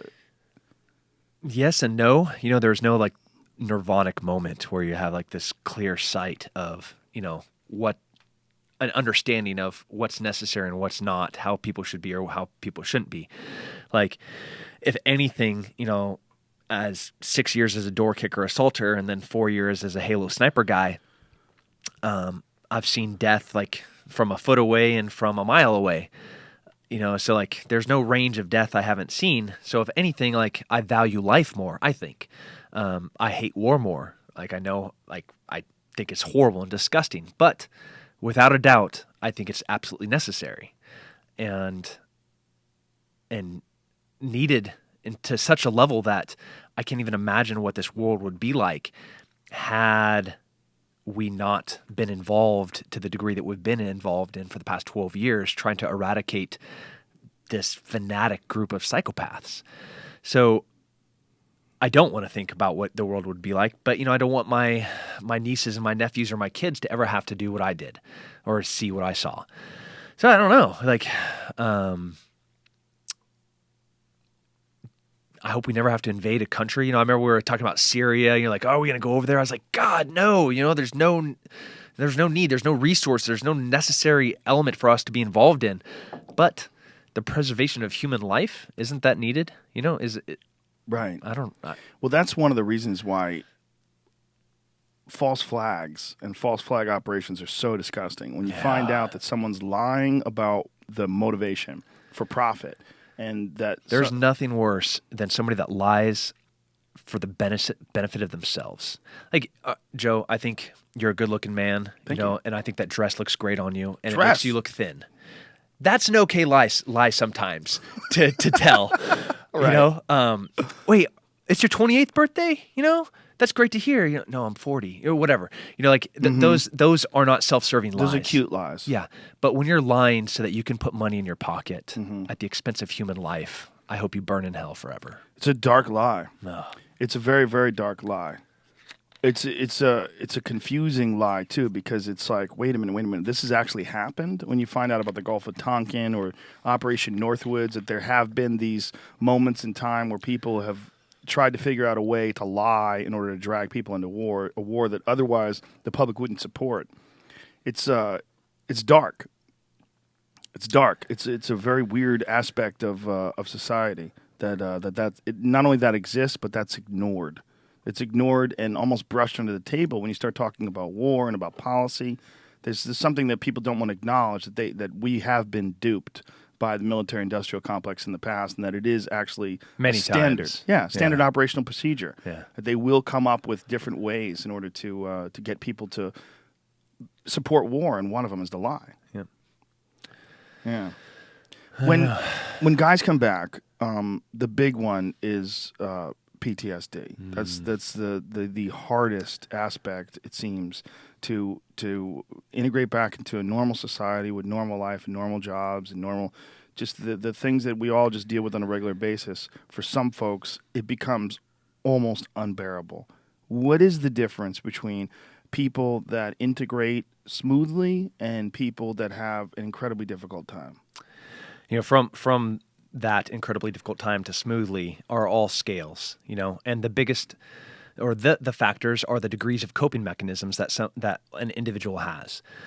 I have a very strong family, like an amazing wife, fantastic father and mother. They're still married, amazing brother and sister, great, so the family unit, very supportive. I'm very fit. I'm very healthy. I'm well educated. I was well trained. These are all different mechanisms to deal with stress. Everybody deals with stress differently, but the foundation of how you deal with stress, you have to have these fundamental elements to be able to do it. The more of them that you have, the more stress you can deal with. So a guy like me that was Ranger, sniper, Green Beret, killed lots of dudes, can come back and sleep well at night. I had to adjust. There are things that, I had moments where a guy smoking a clove that maybe just ate at an Indian restaurant, so I'm having some sensory to how he smells, listening to music from that culture that I just spent 6 months with, I'm like, I want to shoot this person, that instant reaction. But then I'm like, okay, no, everything's okay. Wow, what is that like? It's weird. I was walking into a Best Buy, and that was an example. This guy driving a yellow BMW. He was smoking a clove, and I got this whiff of like curry, and so everything was there, like the music, the look, what he was wearing. I was just like, that guy looks like a terrorist. Snap judgment. Like I just got back a couple of days later, and I was like, should I shoot this person? Wow. No, I'm in Fayetteville, North Carolina, walking into a Best Buy to buy the new Avengers movie. No, I think it was Iron Man. I don't remember what it was. But you were an educated guy, and you're an intelligent, introspective guy. For a guy who's not, that's very problematic. So those coping mechanisms, like how much does that person have? You have a National Guardsman that enlisted out of high school. Him comes from a broken home. He's poor, Then he goes. He enlisted to be a truck driver, and then his truck gets blown up, and they get in a firefight, and then he sees death. He saw, the guy that his navigator just lost an arm. Dude, that guy is scarred for life. He has no coping mechanisms to deal, and then he comes home and he's broken and he's damaged. Like how does that person reintegrate into society without all the necessary coping mechanisms? Man, that's hard. When you hear about stories where guys snap. And there have been several over the course of these two wars.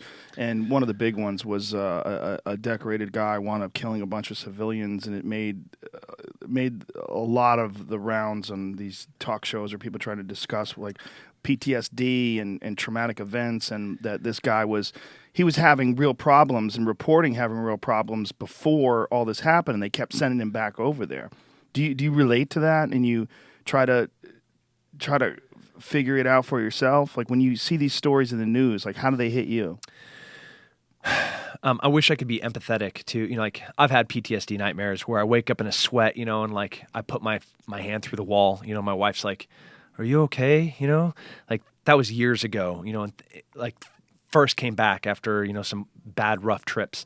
So maybe I have some empathy to that, but the Special Forces unit by design is very tight. And, like if you're having issues, I can go to my team sergeant or I can go to my senior and bounce things off of them.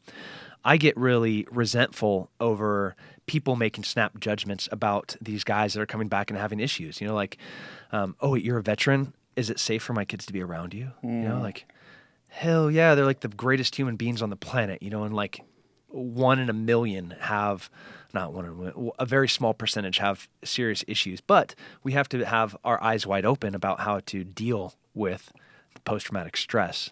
And there's not one easy solution, and it's a lot of hard work to get there.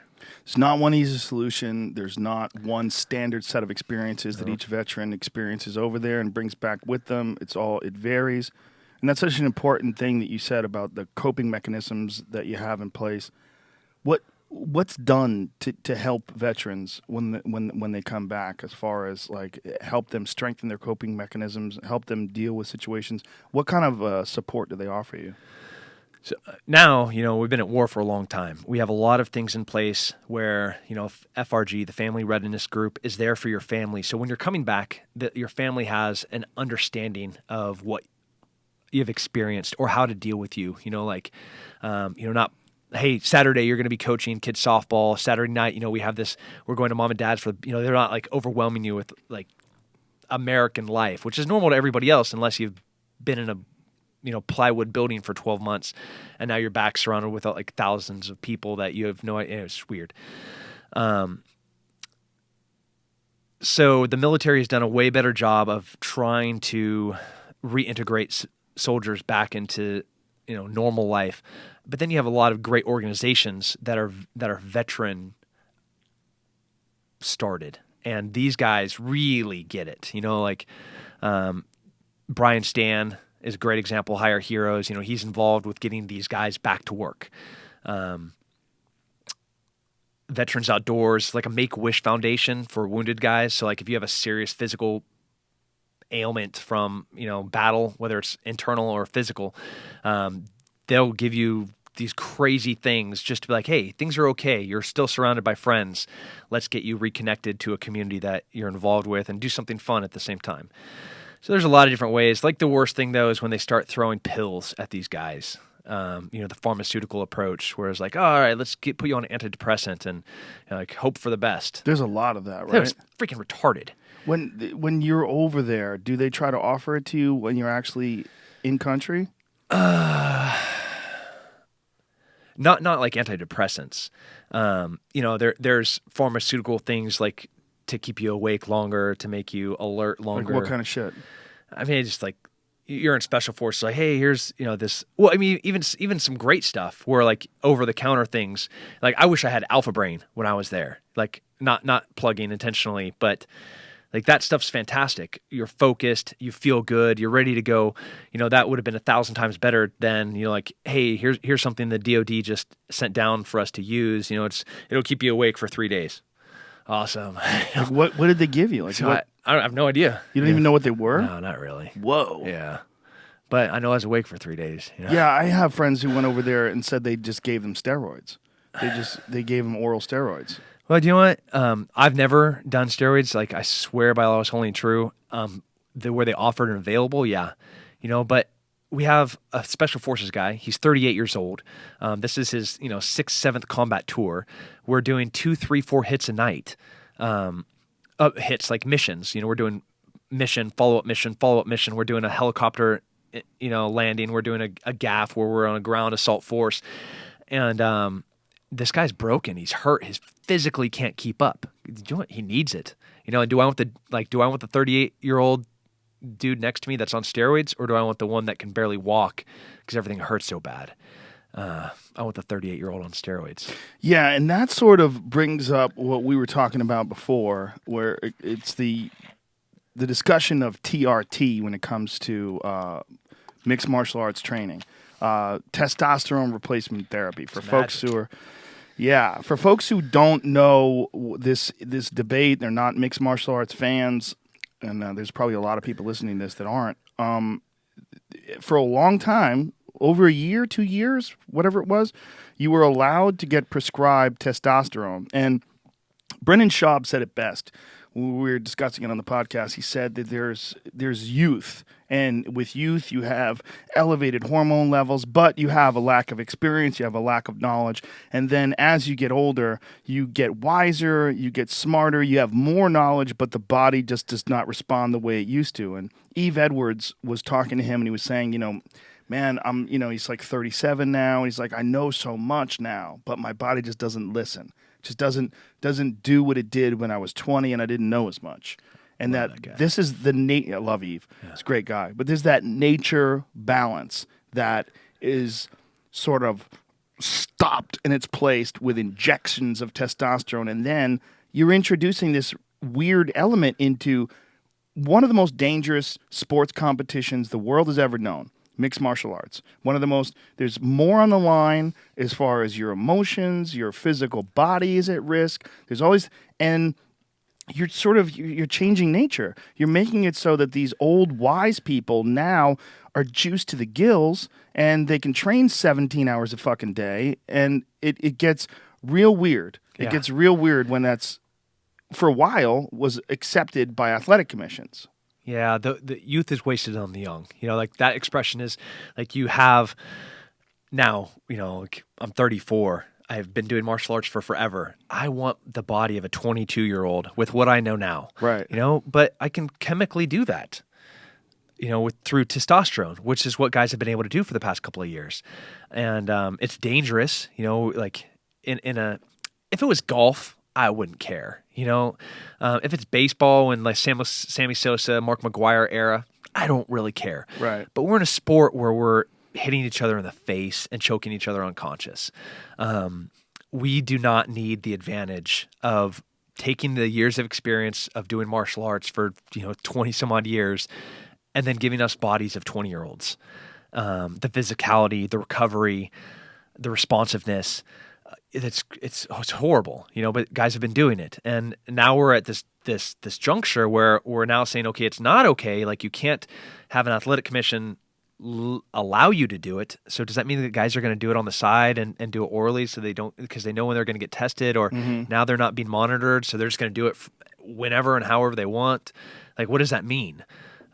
It's scary. It is. It's weird because there were a few guys that were on it for several years and they were being very successful while they were on it, and then all of a sudden it gets pulled away. Yeah. So what do? Do they try to bring their body up to natural levels? See, but that takes time. It takes a long time. For like I don't know, let's say a hypothetical 37-year-old that's been on testosterone for 4 or 5 years, and then he can't have it anymore. It's going to take that guy a long time, if ever, to be able to naturally produce testosterone. And he'll never have the levels that he had when he was on it. No. Because the levels he's had when he was on it were 25-year-olds levels. Yeah.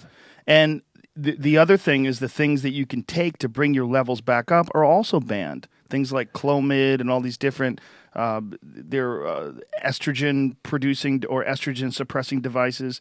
All these different chemicals that people do post steroid cycle are also illegal. Yeah. So it becomes like that was what Dennis Seaver got popped for. He got popped for one of these post steroid cycle things, and now he's on the shelf for 9 months because of this. Yeah. People are like, wait, why was that guy? He failed a drug test because he's blocking estrogen. Yeah.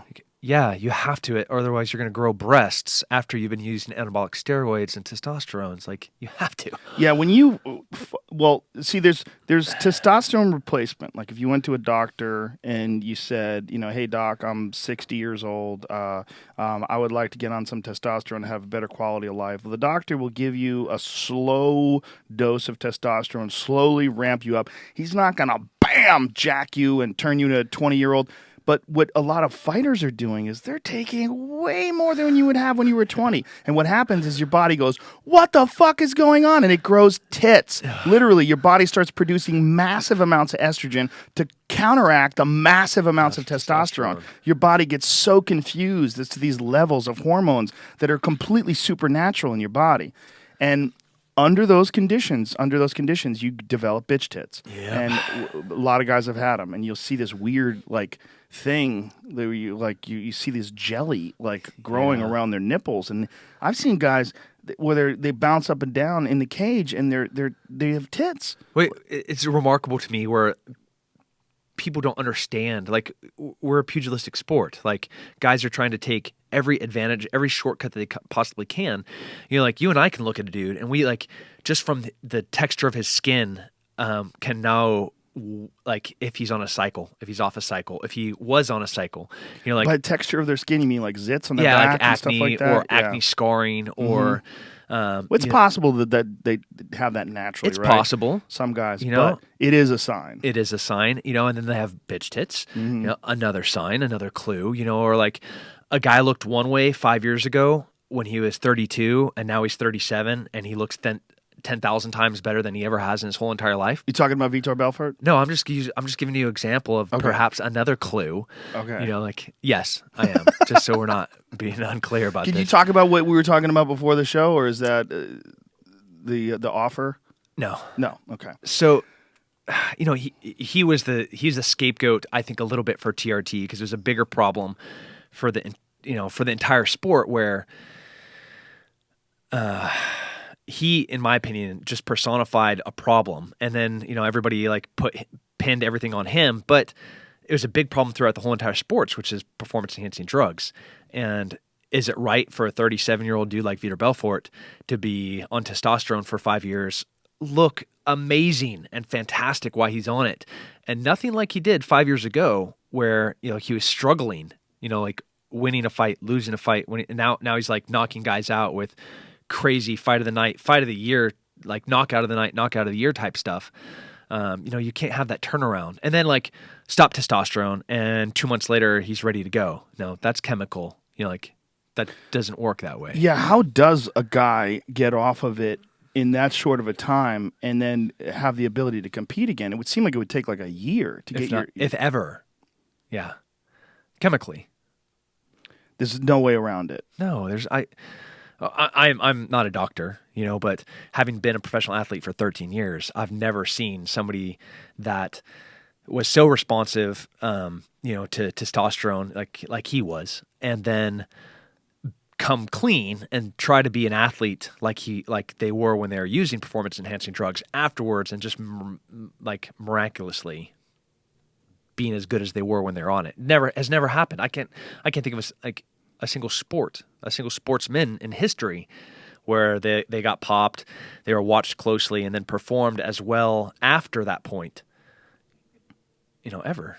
Yeah, I completely agree with you that it's so different than baseball and all these other things. What I don't like about the baseball steroid controversy is that a young kid who's coming up who wants to play baseball almost has to do it in order to compete. So when there's a guy like Mark McGwire who's juiced to the gills, crushing the ball out of the stadium, a young guy coming up that wants to be like Mark McGwire, most likely, unless you have incredible genetics, you're just a genetic specimen, just a weird freak of nature, some guy who's just the extreme mesomorph, you're probably not going to ever be able to do that. Yeah, no.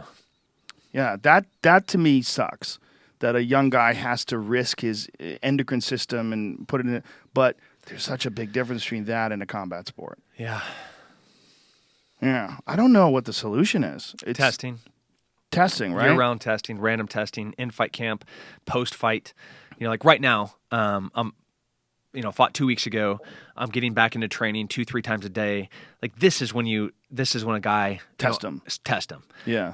And just show up. Hi. Yeah. Joe Silva's about to throw an offer, my way, let's say to fight in 10 weeks. He knows he's going to throw an offer my way. Before he throws the offer my way, a guy from the athletic commission in the respective state that I'm going to be fighting in shows up and says, hey, pee in the cup. That's how you're going to get a fair, equal system. Not where you tell a guy in Brazil, hey, you need to come up here and take a drug test. And he's like, oh, yeah, man, I'll be there in like 4 days. Yeah. No, dude, like athletic commission guy shows up randomly and right there, pee in the cup. And when you catch someone, I think it should be more than 9 months. And, I think in this day and age, you should let everybody know, hey, look, we're going to cut you. You're not going to fight for this organization anymore, and let them know, and then just say, this is the rule. This is where we're at right now. Yeah. So everyone's been served notice. Everyone knows what the repercussions are of this illegal activity that puts people in jeopardy. My real concern is medical science is not going to stop. Medical science and the innovative, the technology that constantly not just cheat, but just the things that they're going to come up with to change the human body, just restorative capabilities of new advancements and new techniques. Like you could say that, like getting in that cryo chamber. If you can do that cryo chamber and another guy can't do that cryo chamber, do you have an advantage? Is it an unfair advantage? Where do you draw the line? Should you be able to take creatine? Well, creatine's legal. Doesn't that increase muscle power? And it does. It increases your ability to work harder. It's like, where is the line? Can you take Tribulus? Can you take, on its T+? We're having great results with that T+ stuff where guys are showing these 50% increases in rates of lifting and their rate of progress over people that are not taking it in double-blind placebos. Like, when does it become legal and when does it become cheating? When is it like a nice supplement and when is it a performance-enhancing drug? Yeah, I think one of the big things is, what does it do to your body in the long run? Right. When you're using a supplement, we'll just call them all supplements. We'll just even remove performance-enhancing drugs from the discussion. Just a supplement that does, in the short term, great benefits. In the long term, big damage. When you have WWE stars that are dying at 41 from heart attacks, and lo and behold, they've been doing steroids for 12 years. It's tragic, it's sad, but not surprising. Isn't a lot of those guys, it's pain pills? Yeah. Those guys are folks who don't respect pro wrestlers. I know a lot of people think that, it's all fake, it's silly. Those guys work hard. That is damage their bodies all the time. If you watch those guys flying through the air and jumping on each other, that's not a free ride. No. They're getting hurt all the time. And a huge problem in that world is guys that get hooked on pain pills, man. Well, they damage their body, but then they have a show next Saturday. They have to, like, McMahon's like, no, you got to perform, bro. That's like, you're on contract. You're going to get paid. They're like, I can't move my hands right now. I can't use my fingers. I'm like, all right, well, take this. Now everything doesn't hurt and you'll be able to perform because that's what's important. Yeah, it becomes like a thing where there's things that you can take that elevate your body's natural production of testosterone, and they can enhance your body's production. But what they don't do is introduce synthetic versions of it that shut down your endocrine system. Yeah. What they don't do is give you these hyperhuman levels that are causing you to grow tits. You know, there's got to be like a comfortable medium between eating healthy, having benefits like the cryo chamber and all these different things that do enhance recovery, but don't put you and your body in danger. Don't burn you out in the short term, you know, to give you like the rest of your life. You're fucked. You know, from 35 on, your body's just devastated. It's not going to be black and white. You know, it's not going to be a line drawn in the sand. You know, that line needs to be able to be moved. You know, it needs to have, you know, commissions and medical professionals that can adjust and adapt to what's happening, you know, with the growth of science. You know, like there's a reason why we're breaking records at every Olympics. We're getting better. Yeah. You know, like with the human body, how to make it perform better. Having people that are smarter than me, like figure out where those lines are and move them, you know, so that you don't have to, but that line has to be there, you know. It can be a mobile line that they move, you know, from year to year, but that line has to be there. And when guys step across it, you know, there has to be repercussions. My concern is what's really going to happen in the future, which happens with almost anything that involves human innovation. Like if you look back at the cell phones of the 1990s where they had these fucking giant bricks and they'd hold them up to their head and rap videos. Now you can go anywhere in the world, in a third world country, in an impoverished neighborhood, and people have these really small, incredibly complex cell phones that are just these magical devices that allow you to interface with the entire knowledge base of the world, and they're everywhere. I wonder what's going to happen when you have the kind of technology that they're working on right now, genetic engineering at a cellular level where they're able to change people. I mean, I'm sure you're aware of the myostatin inhibitors, like these things that they use with, they've demonstrated in whippets, these dogs, where just because of breeding, just a mistake in breeding, they've produced these super hypermuscular dogs that have double the muscle, and cows as well. Have you ever seen those images? Yeah. It's incredible, right? Well, people are being born with it. A kid in Germany was born just a genetic mistake or a benefit to him. Well, they're going to be able to figure that out with a pill or with a shot. And your fucking mailman's going to have it. Your mailman's going to look like the Hulk. Yeah. And when that happens, when it's everywhere, what do we do with athletes? You know, the Germans were trying it with eugenetics. You know, like we've done it periodically throughout history. The Spartans did it. You know, they did it at a What did the Spartans do? They'd throw babies that didn't meet their requirements off the cliff. Yeah, there's eugenetics at a very primal level. It happens in nature all the time where a mom will be like, this cub is not going to be able to walk. I'm leaving it. Yeah. You know, so like that's eugenetics. That's survival of the fittest. Now, we as too smart for our own good sometimes, humans can take eugenetics and fix it with chemistry. That's scary. You know, where we could just like magically pop out like superhuman. I don't know if I'm ready for that. I don't know if anyone's ready for it. Or the implications of what that means morally. If we don't get hit by an asteroid or invaded by aliens or blow each other up with nukes, it's coming. Yeah. They're not going to stop. There's eggheads that are in laboratories right now that are constantly working on new shit. And that's what they do, and that's what humans do. We push the boundaries of innovation. We always have. It's part of what makes us human. It's why we're on a podcast right now talking to a microphone that neither you nor I could have ever figured out on our own. It's just a part of the program, and they're going to figure out something, man. They're going to inject you with nanobots or some sort of a new chemical that allows your body to work like Spider-Man. I mean, you're going to fucking climb walls. You're going to have incredible balance. They're going to figure out a way to stop traumatic brain injury by re-engineering the human mind. There's going to be a lot of crazy shit. It might not be in our lifetimes, but our children's children, for sure, are going to experience human beings that no one has ever experienced in the entire history of the world itself. Yeah, it's coming. It's coming by human innovation. Yep. It's going to leapfrog evolution. I'm not sure I want to, like, I'm going to kind of sad that I'm going to miss it, maybe. You know, because like I want to reap the benefits of it, but then at the flip side, you know, like I don't want to have to deal with the implications of that. I'm sad that I'm going to miss it too, or we might not miss it. We might just catch the wave, but I'm glad that I saw the world before a lot of shit was there.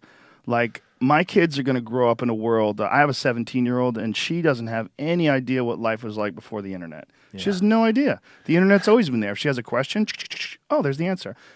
I grew up, I was retarded when I was her age, and I put it in her head every day. I go, let me tell you, if you met me, if I was 17 and you were 17, you would think, oh my God, this is the dumbest fucking guy that's ever walked the face of the earth, and he thinks he's so smart. I was an idiot. I knew how to throw kicks, and I knew which Stephen King books I liked. That's it. I knew the right combination of words to say to get a girl to fuck me. Sometimes. That's it. Yeah. That's all I knew. I was a moron. Like what a 17-year-old knows today as opposed to what they knew when I was. Now, the future is going to be even crazier than that, but at least I got a perspective. I got to see what it was like to grow up where you didn't know. If you called someone and they weren't home, they just weren't fucking home. Yeah. You know? I remember when answer machines were invented, where people were like, holy shit. You get on the internet and you hear this. Yeah. And it was slow as fuck. And if you wanted to see a picture of something, it would be like click, click, click, click, click, click. And maybe it was click, click, black, click. white, and green. Yeah. Or variations of those three. Oh, yeah. Yeah. Well, I remember when internet searches first came about, too. When you would first find... I got a great story. There was... we don't even need to say the name of the organization, but a buddy of mine used to be co-owner of a small mixed martial arts organization. And this was in the late 90s, and they were just starting to promote fighters through the internet. And they were just starting to do bios where they would research a guy through the internet. Well, they researched this guy, and they find out that a guy with the exact same name won something called the Hungriest Butt Contest. Oh, no. Whew.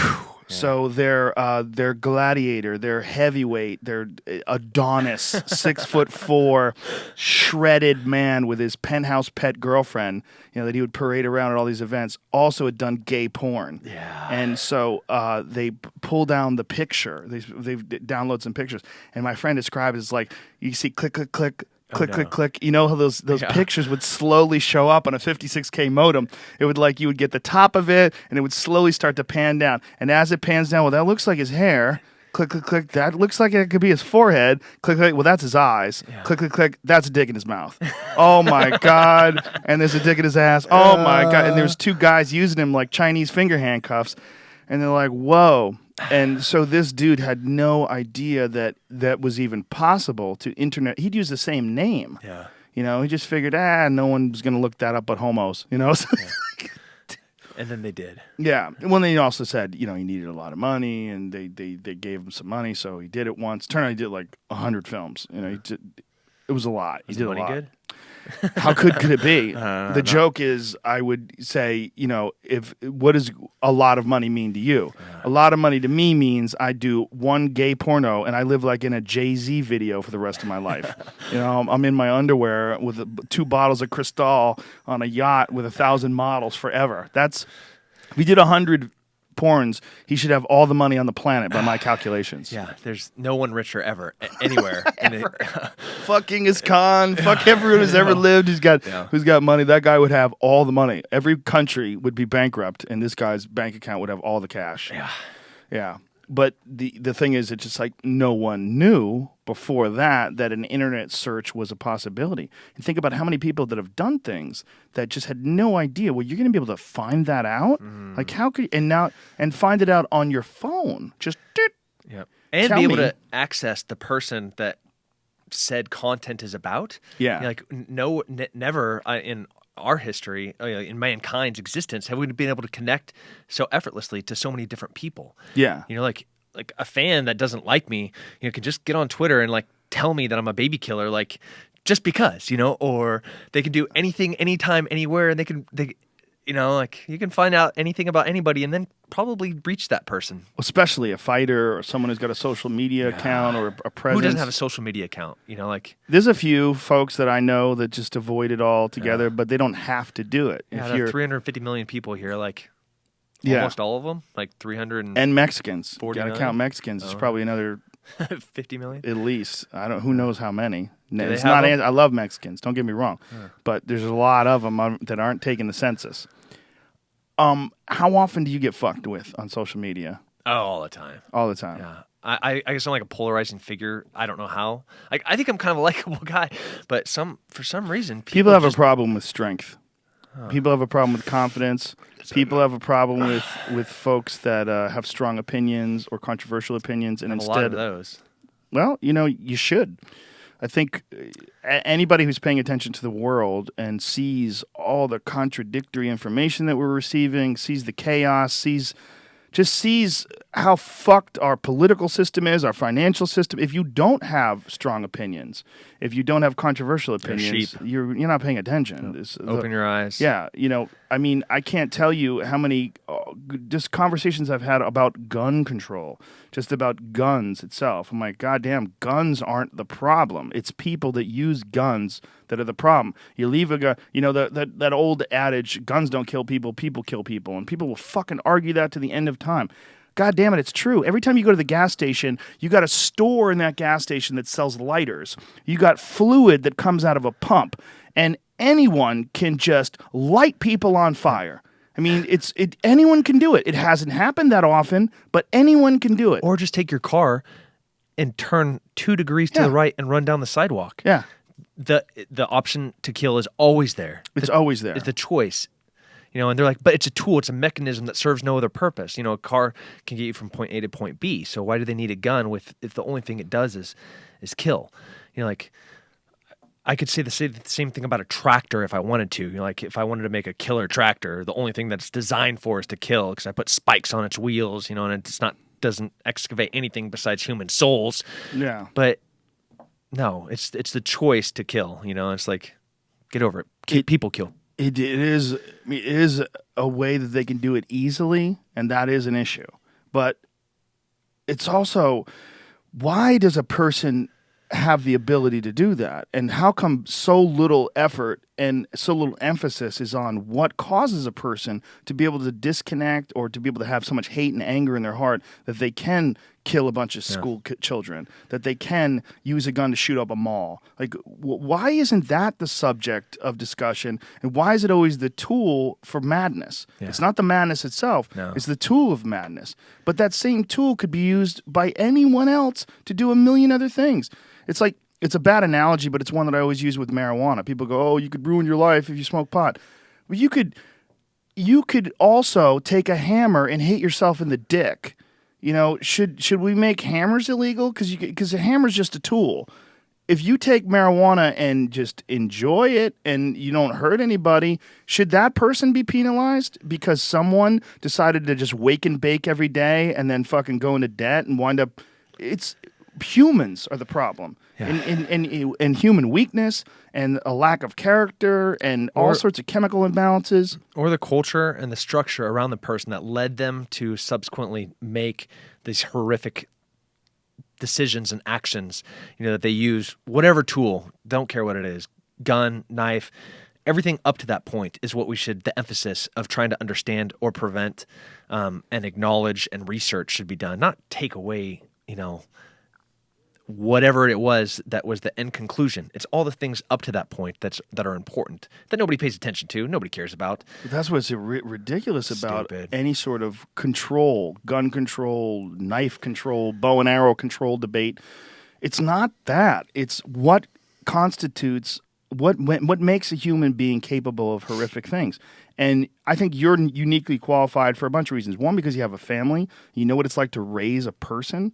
And two, you've seen the consequences of human beings when they're in this environment that is totally fucked from the jump. And you see these religious fanatics, and you see fundamentalism, you see chaos, and a land that's just overrun with it. You see, it's humans. It's the development of humans. In error, they use the development erroneously, like the development of human the wrong way. Yes. There's the right way, and there's not there's the right way. There's about 1 billion right ways. Yeah. And then there's a couple of wrong ways. And the couple of wrong ways end up with bad products. And it's a sort of contradictory thing that through combat and through especially through martial arts, I think the deepest bond of commitment that I've ever experienced outside of my family is the friends that I've trained with and people that I've competed with that have just, you see them, you know who the fuck they are. When you see a guy break in training, when you see a guy, with 30 seconds to go in the round, put his hands down on his knees and just take deep breaths and step away, and then you see the coach go, get back in there, and you see him suck it up, and there's the guys who suck it up, and there's the guys who don't, and you see the difference. You see who they are. You see their soul. You see, and you learn about people that way in a way that a lot of folks don't ever get a chance to learn even about themselves. The refiner's fire is like this beautiful thing. It's the what? Say that again. Refiner's fire. Refiner's fire. Yeah, it's like you take a metal. Refineries. Yeah. Right. Okay. Like when you're making a sword, the folding process of heating it up and pounding out the impurities and folding it again and pounding out the impurities. Like the hotter the fire, the more bad stuff gets cooked out. That's the same with people. You put them in a room that's hot, put them in a gi that's hot, around a whole bunch of other dudes that are like trying to choke each other out and kill you. You get glimpses of the depth and hardness of somebody's character and soul. And it's these awesome snapshots. And even kids, like down at the youngest level, putting them into competitions of martial arts, you see the exact same thing. You see the development of this character and of somebody's soul as they get tougher and deeper, as a human, and you get in these snapshots, you get a clear glimpse of who that person is, what's part of them. It's gorgeous. Cron Gracie said it best. He said, I reserve judgment until I've trained with you. Yeah. He said, I think, you seem like a nice guy, but I reserve judgment until I've trained with you, which is such a great way to put it. And a lot of people think, well, I don't want to fucking train you. You don't have to. It's not that. It's just you should in your life do something difficult. If it is not martial arts, maybe it's mountain climbing, maybe it's hiking, maybe mud it's runs, anything. It doesn't matter. Do something that's hard to do. Maybe it's write a book. Find out what your fucking barriers are, because the most reprehensible thing, the thing that we all pretty much universally despise, is a spoiled rich kid. A spoiled kid that never had to work for anything. They were handed it their whole life. Their parents never gave them values. And what'd they do? They grew up yelling at servants, and then they become some rich asshole that's a sociopath. I mean, that is that's a key character in so many movies, that's in so many books, literature. We all can relate to that person who didn't earn it, who got that place without hard work, and how gross they are. I hate that pussy. Fucking everybody does. You're supposed to. It's supposed to. They're not supposed to be there. It's not supposed to happen. You're not supposed to win the lottery like that. That fucks you up. But the really remarkable ones that are the ones that could or have access to all of that and then choose not to, or on the total flip side, the guys that have access to none of that and challenge themselves and put themselves through hardships, the Aldos, that like they have nothing, and just through hard work, determination, they become something.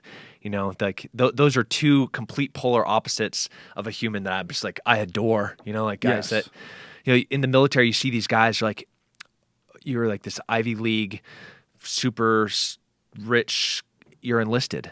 Yeah. Why are you here? You could have done anything. They're like, I wanted to be here. Like, I love you. You're amazing. And then the flip side, the Puerto Rican that his parents swam over here or are on some horrible boat. And they're one generation removed, and they put themselves through college, or maybe they join the military so they could go to college, and they're at this exact same point of their life as this rich yuppie guy that are just there because they want to see how far they can push themselves. Yeah, human beings are just a mass of potential, and it's awesome to see someone rise through adversity and reach a potential that elevates us all. Because when you see someone reach their potential or reach a very high level of anything, it changes the way you look at what's possible. When you see a guy who gets up at 6 o'clock in the morning, the alarm clock goes off, and he just fucking hits those hills and starts running, and he does it every morning before work, you go, fuck, I'm a bitch. I'm just a weak bitch. I don't do that. Fuck. And then it changes your perspective. You want to do that too. Yep. You want to absorb a little bit of that guy's strength and that feeling that you get from being around that guy. It's empowering. Or you're one of those guys that diminishes that and tries to squash it because you're insecure and you want to tweet Tim Kennedy, you fucking bitch, you fuck you and fuck the military, man. There's folks like that too. I think that strength is the best antidote for a lot of the weaknesses that we find in our society that we consider to be strength, like bullies. People say, like, what's the best solution to bullies? Teach them how to fight. Teach them all how to fight. Everyone. I think that is a core problem with men. Men have a giant fear hanging over their head all day long, and that is being dominated by other men. Yeah. This is what led me to martial arts 100% was I was scared of dudes kicking my ass. So I got into martial arts as a very young kid because of that. And I think that the more kids, if we had programs in school where we taught martial arts to kids in class, you would have so few instances of bullying. I think the dramatic decrease in bullying and the respect that people have for each other would change. The respect that people have for themselves. Like, a bully cannot respect themselves. They just can't. Unless there's some sort of a complete sociopath, you're not going to be happy with yourself if you pick on someone smaller than you. You're doing it because you're insecure. But if you weren't insecure, or you were less insecure, or you had some sort of sense of personal sovereignty because of training, you would have less of this inclination to do something shitty to someone like that. Yeah, it'd be cool to see. Fuck yeah, man. I think martial arts programs should be mandatory in school, just like they have PE's mandatory for boys, especially. Martial arts should be mandatory. Yeah, you want to see your kid have discipline, focus, understanding of right and wrong, a little bit of confidence, restraint. Put them in martial arts. Like that's you did it so you didn't get beat up. I did it because I was second born. I was a crazy middle kid. And my dad's like, at a very early age, like, you are going to be doing martial arts, and so like I was like 9, and I remember saying a bad word on the mat and having my sensei come up with a screamer stick and hit me in the back of the head. Like I messed up and doing something. He's like, and then I said a bad word when I messed up, and then pow. Like, I didn't say that bad word again. But more importantly, I was able to control myself, which was the necessary element that I needed. And then also the great feeling of accomplishment that you get when you learn that you can control yourself. Yeah. When you feel yourself improving, you feel your character improving, and you have a difficult situation and you navigate it successfully, and you go, oh, I'm a better person now than I was when I was when I was young and stupid. And that's just one of those things where everybody wants to be comfortable. Everybody wants to look towards their golden age, and everybody wants to retire and sit on the couch and put your feet up. That's horseshit. That's not. You only can experience that and enjoy it if you've earned it. And no one wants to earn it. The earning it is the most important part of your life. Individual responsibility. Nobody has it. You got to earn it. You got to work for it. You got to, And it's so much better when you do. Yes. Well, that's why I think guys like you are important, man. I think you set a great example in that. I think you set a great example with your words. I think you set a great example with your actions. And it's one of the reasons why I've been wanting to talk to you on the podcast. You're a very inspirational guy, in my opinion. I think the way you talk about things and the way you express yourself, it's admirable, and I think it helps people. It sets a very high standard. And I think setting a high standard is one of the key things that young men and I'm sure young women as well need in life. They need to see a high standard. I'm not perfect. Like, I make mistakes probably way too much or more often than I'd like to admit. But like, I'm always searching and seeking to get better. And I think that's something that I always try to project. And the only way to get there is like you've just said, it's through hard work, it's through determination, it's through the amazing innate part of the human being, which is the ability to do, and to not quit, and to have the inner strength to try to achieve and surpass whatever it was before. And there's beauty in imperfection. Mm-hmm. This idea that you're going to be this enlightened Kwai Chang Kang character like in the TV show. You got to take a leak? Go ahead, head on. I saw you drinking that gigantic smart water. There's dudes who have bladders like mine who could just power through a 3-hour podcast. And then there's guys like Tim Kennedy. It's cool. It's like, we all learn. We show. We show that there's higher levels. My fucking bladder, bro. It's like a duffel bag that you can carry guns in. It's large and it's durable and it gets dirty and filled with liquid. But don't worry about it. I can hang in there.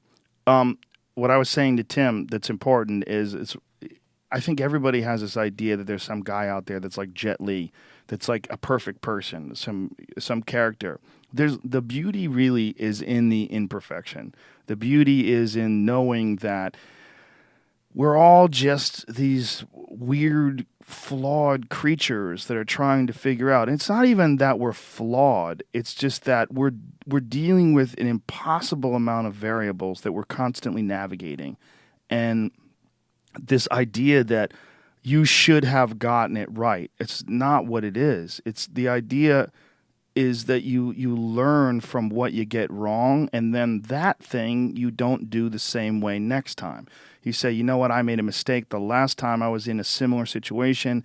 Now I know that, and so now I'm going to power through with the knowledge that I've accumulated in my life from my past mistakes. That's a huge factor about being a person. A huge factor is that we're all learning from each other. And I said a lot of cool shit when you were gone, but that's but learning from each other is the whole reason why it's great to have inspirational people to draw from. And I think that now there's never been a time like this where you could just go on YouTube and you could be inspired for 24 hours a day, 7 days a week. You could watch videos of guys pushing through things. Guys are doing fucking 100-mile ultra marathons, and just seeing people talk about the things that inspire them and what pushes them. There's never been a time like this where inspiration is available everywhere you look. In a whole bunch of different, like, not everybody's inspired the same way. You know, like, I think it's amazing to see a guy that has nothing do something remarkable. To come, you know, not the underdog, but that has no resources. There's this guy in Austin, Texas. He runs this running group called the Gilbert Gazelles, and the Hutu, when the genocide was occurring, he has these burns on his body because his family was murdered and he was piled into this pile of bodies and set on fire. And once the militias left from the Hutu and Tutus, he got up and started running. Then he went to the NCAA and started running there. And then he went to the Olympics. And now he's an inspirational dude in Austin that just tells people to run. And he's one of the most remarkable human beings. And there's tons of people out there that are so amazing and remarkable, and you can, if you just look, you can find them. And then I love latching on to people like that and just trying to get into what's in there and try to, I don't want to say steal it, but I want some of that. Yeah, you don't steal it because they still have it. Oh, they'll always have it. But you absorb some of it. Yeah. It's very important. We surround ourselves with inspirational people and we become inspired. Surround yourself with negative cunts and your life is going to be a wreck. Yeah. And that's a lot of people don't realize that, and they just try to work through these negative cunts in their life. You got to cut them off, man. You got to cut them off and keep moving because they will hold you back. There are crabs in that bucket, and when you try to reach the top of that bucket, they will latch a hold of your little crab legs and drag you down with them. My dad was so, retrospectively, my dad was so wise when he's like, no, you don't want those guys around you. You know, you're going to be who you surround yourself with. You know, and I was like, whatever, that guy is so cool. I want to hang with that guy, you know? And now I'm like, God dang it. It's hard. How did he know so early? There's always going to be people that will, but those people are also important because you learn, you learn from watching them fuck their lives up. I've never done cocaine, and one of the reasons why I never did cocaine is because I grew up with a buddy of mine whose cousin was selling cocaine. And I watched this guy fall apart. Him and his girlfriend would just do blow, and they would hide out in their place, and they had this attic apartment, and they would just fucking watch TV all day, and they would shrink, like their fucking face was shrinking, their body was shrinking. All they would do was do coke. I didn't even know if they ate, And I watched this guy. It was like a guy who got bit by a vampire and became like this diseased thing. And I was like, whoa, keep the fuck away from coke, And I didn't have to do coke and go to rehab and pull myself out. I lived 40 plus years of my life with no desire to do coke. Fuck that. Yeah. And so it's not always good. You need losers. You know, losers are there too for a reason. It's that the whole world was filled with inspirational winners. Like, how would you figure out where do we begin if everybody's a fucking winner? Yeah. No, you got to see people who ring that bell, right? You got to see people who tap out quick. You got to see a guy who taps before the choke is even sunk in. Like, what are you doing? Or taps to strikes. Well, you know, sometimes, you know, GSP versus Matt Serra, sometimes it's good to tap the strikes because the fucking fight's over. Yeah. You know? You're not going anywhere. When the guy's on top of you dropping bombs and you're starting to see sparks and the elevator doors closing, do you think tapping the strikes is a bad idea? I don't know if I have it in me. I don't know. Like, right. I'm not saying it's a bad idea. Maybe I should respect the guy that's smarter than I am. You know, like, I'm kind of like an oak. Mm-hmm. I'm big, I'm strong, and I'm dumb. You know, like I'm going to grow and I'm going to do what I do. Maybe I wish I was smart enough to tap to strikes. I don't think I am. I don't think I have it in me to be like, okay, I'm not going to get out of here. I'm just going to quit. I don't think there's a problem with tapping the strikes, but I respect your viewpoint. I know what you're saying, and I think you probably have to have that sort of mentality to be an elite-level competitor in something like MMA, where that's not even an option in your head. Yeah, there's guys who don't tap. You know, look at fucking War Machine. He just gets choked out. There's a lot of guys that just say, I will never tap. I will go out. I'll get my arm broken. Fuck it. I'm not tapping. It's not in there. Yeah, it's not. Look at John Jones. We fought Vitor. His arm was completely hyperextended. Would not tap. Let it get completely popped backwards, and then won the fight anyway. Mm-hmm. Before you go to Special Forces selection, there's this phase for guys off the street called SOPC, Special Operations Preparation Course. The only thing that is an attritor. They take like 400 dudes, and they end up sending 80 of them to selection. The other 320 at some point either got broke or quit. I remember seeing the gong that you go up and hit, and it's like so longingly looking at that thing, being like, that's the smart thing to do. Like, you know, you have blisters in your feet that you've injected stuff into so that you can't, so like your skin like glues back to what portion it separated itself from. You know, like you've lost 20 pounds in the course of 30 days. And you're looking at that gong and you're like, a smart person would go and hit that gong. You know, and I watched guys go up and do it, and I was like, that's a smart person probably. I just didn't have it in me. So maybe I'm dumb. I think that's my take. I'm either like too dumb, you know, like there's a balance there, and I think we're kind of agreeing with each other from different perspectives. Well, I think that you're being self-deprecating when you're calling yourself dumb. It's not a dumb thing, but if you wanted to be smart about the amount of punishment that you endure, yeah. But if you wanted to build the highest level of character and durability and mental toughness possible, then it would be dumb to hit that gong. Yeah, I don't know. Because the benefits of not hitting that gong is what you are today. I would have got a cup of coffee and a hot breakfast. But you didn't. I didn't. Get a cup of coffee today and have the knowledge that you didn't hit that gong. It's a good-looking gong. You know? I could go back. I might have. You're a thick guy for 185 pounds. Like you're built in you're very muscular for your weight class. Is the word my wife uses. What do you walk around at before you start your cut? Like day of cut? No, like if you had a fight that was 4 months from now and you don't have to worry about your weight, what are you gonna weigh? 220. 220. Wow. And did you fight light heavyweight at all? Yeah, I think I fought WC as heavyweight. IFL is a light heavyweight, middleweight, and then I've stayed at middleweight for a while. So if you're walking around in the 200s, how do you navigate a weight cut to get down to 185 pounds? Because that is a big issue in MMA, is that point of diminishing returns where some guys, like Anthony Rumble Johnson, perfect example. God, he's good at 205. Jesus Christ. The kid was so fucking big in between fights. I would see him walking around. He was fighting at 170, fought Kevin Burns, and I saw him like 2 months later, he was 230. I go, what the fuck are you eating?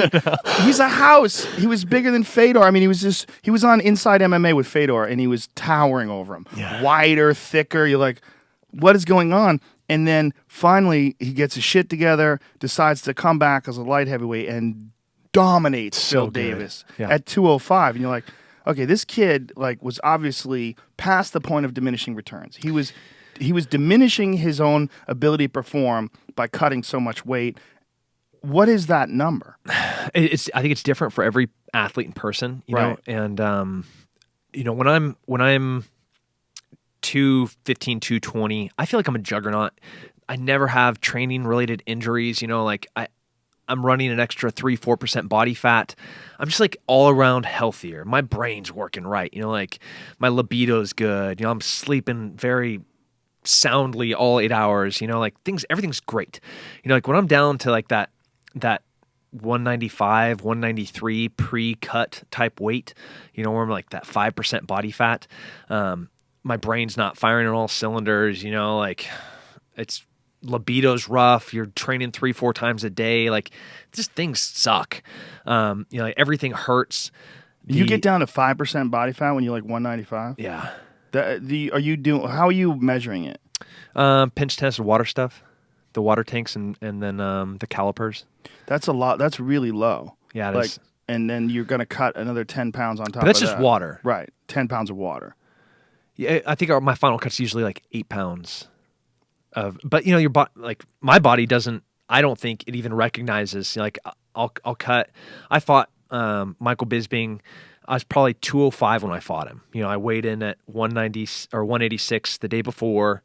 You know, and then 30 hours later, you know, I've been eating and drinking and feeling fantastic. Do you IV? Do yeah. you recoup for that? How many bags do you use? 1,500 milliliters to 2,000 milliliters. Lactic ringer. I honestly don't know fighters that don't. Right. And nowadays, pretty much everybody does, unless you're like a Frankie Edgar that literally weighs in at what he fights at. Maybe like putting pretty some rare. weights in his pocket. Yeah, Frankie fought at 155 and weighed 155. Lyoto Machida fought at 203 for the longest time and, you know, weighed in at 203 for a 205-pound weight class. But look how good he is at 185. Yeah, better. Much better. You know, so the diminished returns, like it's different for everybody. Mm-hmm. You know, I'm 5'11". You know, I have a 73-inch reach. There's no way that I can hang with the 205ers, you know, that have 86-inch reaches, you know, that are 6'4". Yeah, I might be as strong as they are, but I'm like as Brian Stan calls me, like a squat little hobbit, angry hobbit, sometimes troll. Endearingly, he refers to me as these things, but he's right, and I just can't reach him. You know, like John Jones runs around the cage, you know, and jabs me to death, and then when I try to like athletically explode in, then he violates me with something painful. Yeah. Do you ever think about going 170? Is that possible? Definitely possible. Yeah. Yeah, we've I mean, honestly, had Robbie Lawler beat Johnny Hendricks. I would cut to fight Robbie. Really? Because you beat Robbie in Strikeforce. Yeah. Do you you when you walk around at 205 or 220 rather, is it because you're lifting a lot of weights? Is it because you're doing a lot of Yes. I treat the annual cycle of like fight camp, post fight camp, pre-fight camp, fight, and kind of if you look at like an NFL player, you know, they have the preseason where they're trying to get their body strong and healthy so that when they go into the season, they have everything that they need to perform during that season. So like my pre-fight camp, like right now, where I'm lifting a lot of weights, doing a high volume of work, where I'm working on like my sparring stuff now is a lot more drill oriented. I'm not burning tons of calories grappling or boxing or sparring, kickboxing. I'm lifting a lot of weights, so my body's responsively like getting healthy, big and strong again. I'm getting my technique better. So when I move into that fight camp, I have this mold of clay that's totally healthy that can be shaped into what needs to be shaped to be executed for a particular fight. So when you think about like 220 and a guy like Rumble Johnson who used to weigh somewhere around that, even heavier, and get down to 170. Crazy talk. If you were going to get down to 170, if Robbie Lawler beat Johnny Hendricks, how would you do that? Would you cut out the weightlifting and start doing like marathon running? Like what would you do to get yourself leaner? Yeah. Would it be leaner or would it be like less muscle? A little bit of both.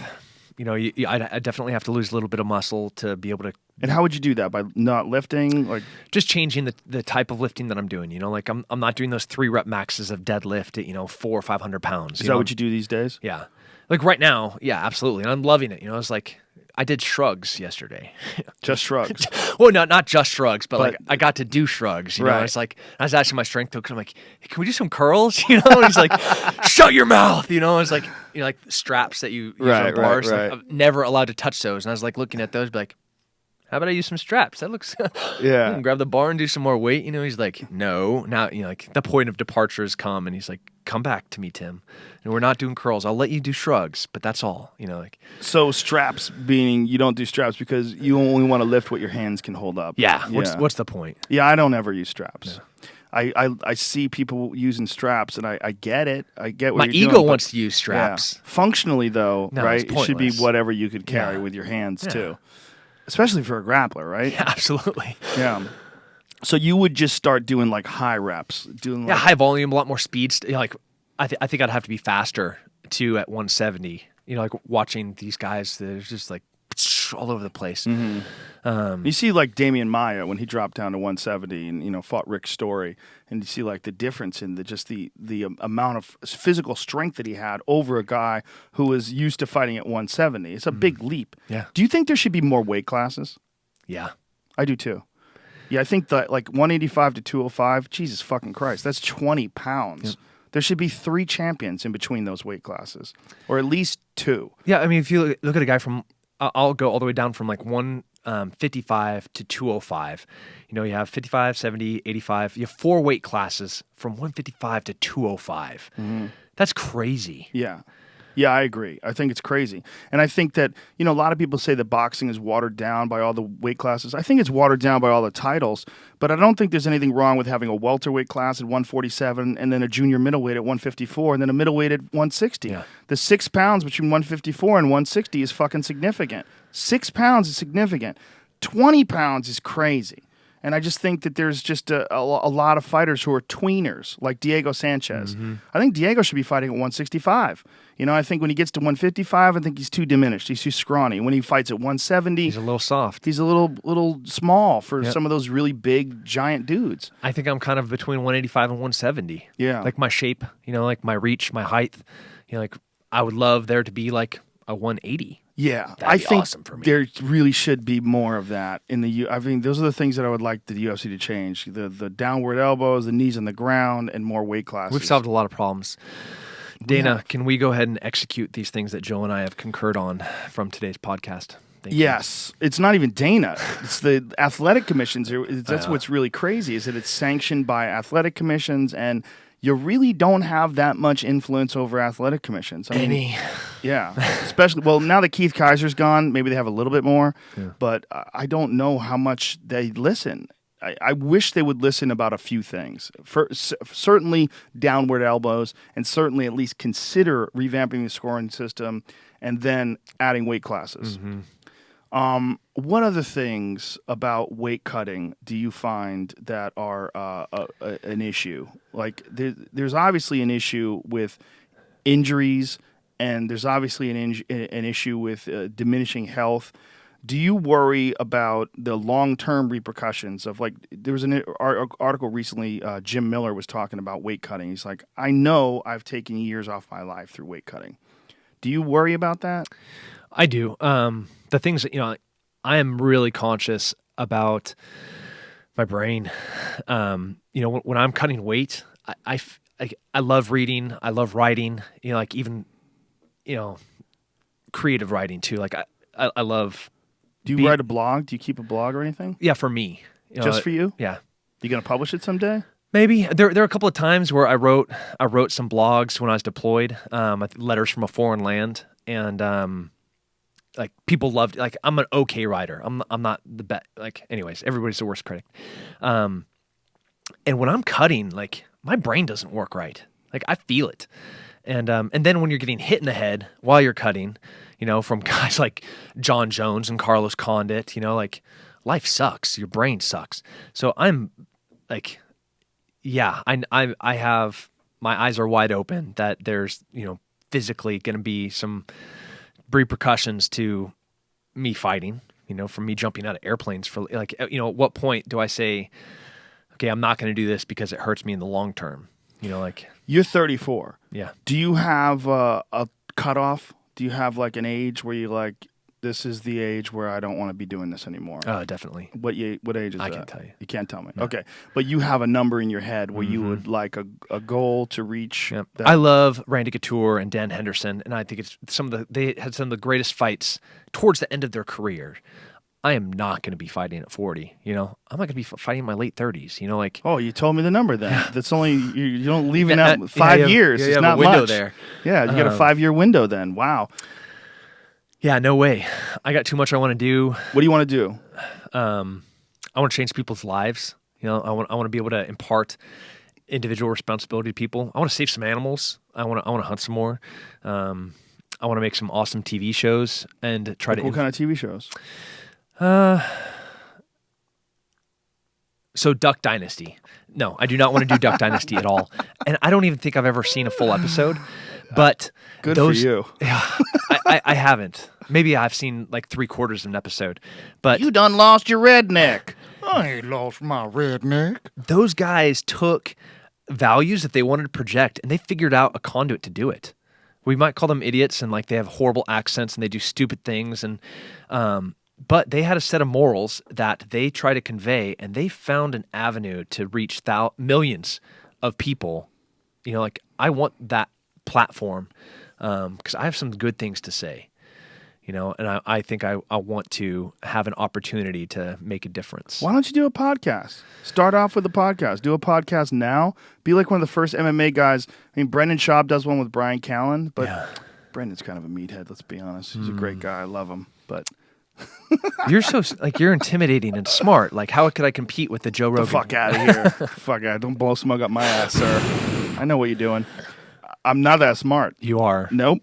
I was just warned. They're like, remember a don't bunch get in of an shit. argument with Joe because he doesn't forget anything and he's deceivingly smart. I was like, I'm aware of these things. Well, I definitely look dumber than I am, for sure. But that's not saying much because I look really fucking stupid. I use that to my benefit as well. Yeah. I was like, I'm an infantryman. I'm a grunt. I'm an MMA fighter. I'm dumb. Go Yeah. ahead, talk shit to me. Go ahead. For sure. Yeah, I smoked a lot of weed. I've got plenty of brain damage going on. Absolutely. But I'm not nearly as dumb as I look. I look way fucking dumber. I think you would be great on a podcast. I think the beautiful thing about a podcast is, and I fucking swear to God, everybody who comes on my podcast is like, you should have a podcast. I'm like trying to give, I don't know, I don't believe, it's not that I don't believe in competitions. I have the exact opposite of a famine mentality. I think there's 300 million fucking people out there. Everybody could support everybody, and there's still plenty to go around. I really believe that. But obviously, my bladder even can't handle the podcast at this length. So we've already discovered a limitation to. Well, in your defense, you have a 1 liter Smart Water, and you've drank a big cup of Bulletproof coffee. There's a lot of liquids in there. It was. And it's also just stamina. I probably couldn't keep up with your strength and conditioning program, and you can't keep up with my bladder program. My bladder is like it's like a leather satchel back in the old days. They used to make them out of buffalo skins. Strong and durable, last a lifetime. Hand it down to your grandchildren. You could easily do a podcast, dude. And the beautiful thing about it is that no one would be able to tell you what to do. Yeah. No one would tell you what to say, what to talk about. You wouldn't have to converse with producers. Can I captivate enough people to, because I want the access to the audience, to influence lives. Would my words have enough meaning to draw in enough people? Of course they would. I hope so. They are doing that right now. Now, millions of people are going to listen to this. If I jump out of an airplane, into the water, into the ocean with a whole bunch of sharks and go swim with them, like people are going to tune into that. But then what if you get eaten? I'll survive. And then they're like, this whole thing is fucked now. But then I get out of the water. I'll survive, he says. And I can talk to them. It's like 16 million people watched him parachute out of this plane into shark-infested waters. Oh, you're out of your mind. And then rode a motorcycle up onto the beach. But then I have them. But you have them already, man. You don't have to do that. Trust me. You don't have to do that. You've already done enough that you're qualified. You're a qualified, legit badass. The idea that you're going to parachute into sharks and that's going to change everybody. Well, the guy's a fucking pussy. Sharks? Oh, he's got me. Yeah. Let's sit down and listen to what Tim has to say. I think this just broke off there. You are so powerful. No, Joe Rogan just broke his microphone. I think this microphone I'll just hold on to it till we're done. Bare hands. This microphone is made made in a foreign land where quality is not valued. You easily, dude, could do a podcast easily, without a doubt. And I think that you do a lot of videos too with Ranger Up, right? If you call them that. I call them that. What was the one where you did the Black Swan thing? That was interpretive dance. Can we show that? Yeah, that's fine. Pull it up. What's the name of that? I think it's Tim Kennedy Black Swan. Pull up Tim Kennedy Black Swan. YouTube. And I'll try to fix this microphone while that's happening. Yes. But the problem you're going to have with doing a television show is producers, because they're going to look at you and they're going to try to put you in a mold, and they're going to try to get you to do a bunch of fake shit. They do fake shit, man. They fake shit. I had a problem with fake shit on my sci-fi show. They faked a bunch of shit, and I didn't find out about it until it was aired. And I came on the podcast, and I apologized, and I didn't know, and it was a huge fucking problem. And that was on a show called Joe Rogan Questions Everything. Like, I'm trying to find the truth about these things, and their instinct is still to fake shit and to put fake shit in that you don't even know about it. That. It's fucking horrible. Yeah. I'm not very malleable. You're like, no, you're not. That's why a podcast is perfect. You have a very unique vision, and your unique vision is qualified by your unique life experiences. Any Hollywood douchebag is not going to understand that, and they're going to try to mold you in what they think could be more profitable for the network. Yeah, but they would also have to sleep at night, and they'd be scared of what I could do to them once they go to bed. They would, but they wouldn't. They live in gated communities, and they fucking hire people to keep an eye out for you. Is this it? Here, play that, and I'll fix this thing. Hello, and welcome to Masterpiece Theatre. Here is a scene from Black Swan, performed by MMA fighter and Special Forces operator Tim Kennedy. I had the craziest dream last night about a boy who was turned into a swan, but her queen falls for the wrong guy, and he kills himself.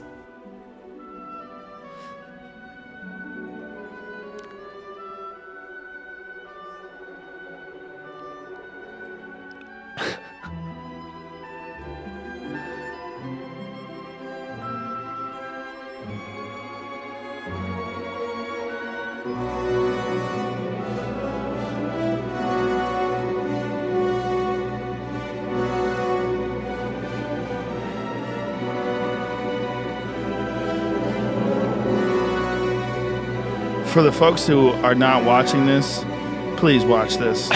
Go to YouTube. What compelled you to do this? So the movie Black Swan, obviously? Well, Natalie Portman is beautiful. She is beautiful. And my mom used to make us take dancing lessons. So there, as you can see, there's some skill here. You just can't do this stuff. Whatever, that is scary. Your mom made you take dance, and your dad made you take martial arts. Yeah. Interesting. Cooking classes with my mom. Cooking classes? Yep, hunting with my dad. That makes a balanced person. That's like Miyamoto Musashi's Book of Five Rings. You know, he believed that every warrior should also be well-versed in poetry and calligraphy and art. Yeah, it wasn't by choice. You know, I wasn't like, yeah, let's go to ballroom dancing and learn how to swing dance. Ballroom dancing? Oh, yeah, she got them all. Oh, God. Yeah. I mean, I'd have probably moved out. I was like 11. I didn't have a choice. Yeah, I would have found someone to take me. The motivation was having fun. You know, like you can't if you don't enjoy and have fun in life and be able to laugh at yourself and put on like a tutu and dance around, you know, like a beautiful fairy, butterfly, swan, both the black and white version, and be able to understand the transition, the metamorphosis from the black to white swan. It's scary. It's a scary process. It is. And once you understand that about yourself, there's really nothing more frightening that you could do in the rest of your life. If I was that guy from, what is that show, Inside the Actor Studio? Is that analogous to your transition as a fighter? I really, really try to, you know, personify the Are you depth. the black swan or the white swan when you fight? In me, it's the journey to the black swan. I'm neither. You know, it's like the scary down the rabbit hole. You know, like I took the blue pill, and now I'm becoming the black swan. And there's violent, scary things on the way there, and that's where I try to fight at, is on the journey to the black swan. Is that why you come out to the rooster? No, I come out to the rooster because it's a badass song. It is a badass song, and roosters like to fight. They do like to fight, but the song's about Vietnam. It's about Vietnam vets, the 101st. They used to call the tail gunners or the machine gunners the rooster on the team. Is that Alice in Chains? Yeah. Yeah. So like POWs, MIA, Vietnam vets, all of them. That song, the song was written by the lead singer about his father who disenchanted. They grew apart, and he kind of resented him for being in the war. And then he kind of had this revelation that it was like he had to. He didn't have a choice. He was drafted, so he wrote that song to reconnect with his father, who was a Vietnam vet. So that song has a lot of meaning to me and my community, veterans. So every time when I walk out of that song, man, I feel like there's nothing you could hit me with a freight train, and I wouldn't care. I got grab portions of my body and try to keep fighting. It's a great fucking song for you, man. Mm-hmm. There's certain songs that just sort of, you hear that song and you know that guy's fighting. Like there's Country Boy Can't Survive when Matt Hughes fights. There's just no getting around it. Stranglehold when Benavidez fights. Yeah. Joseph Benavidez fights. He comes out to Ted Nugent Stranglehold, which is a great fucking song for him. It's just there's certain songs that just personify a fighter. Yeah. That's a good one for you, man. Yeah, I'll have it forever. That's my song. Do they give you any pressure about songs? Do they you have to approve it? Because I know Uriah Faber he always comes out to California Love, but he wanted to do Going Back to Cali, and they wouldn't let him do it. I don't think it's like the UFC, Zuffa. Yeah. I'm not sure it's them because they have to get rights to use that music in the production, and I have no idea how legally that occurs. So sometimes they have a list of what you're allowed to do. There are some fight promotions where all right, submit your song that you want to walk out to 2 weeks before, and we'll see if it's approved or if we can get approval. It's I don't know. I have no idea how it works, but thank God I can walk out to Rooster because I'd be really sad if I couldn't. Yeah, it's perfect for you. I'm glad that you have an exit strategy because there are a lot of fighters that don't. And the saddest thing to me is a guy who looks at fighting as everything. Like that is all they're capable of. That is all they're ever going to be. They don't know what to do next, and they get out of it, and they have this thing where they're diminished. Like you could see their aura is diminished. Yeah.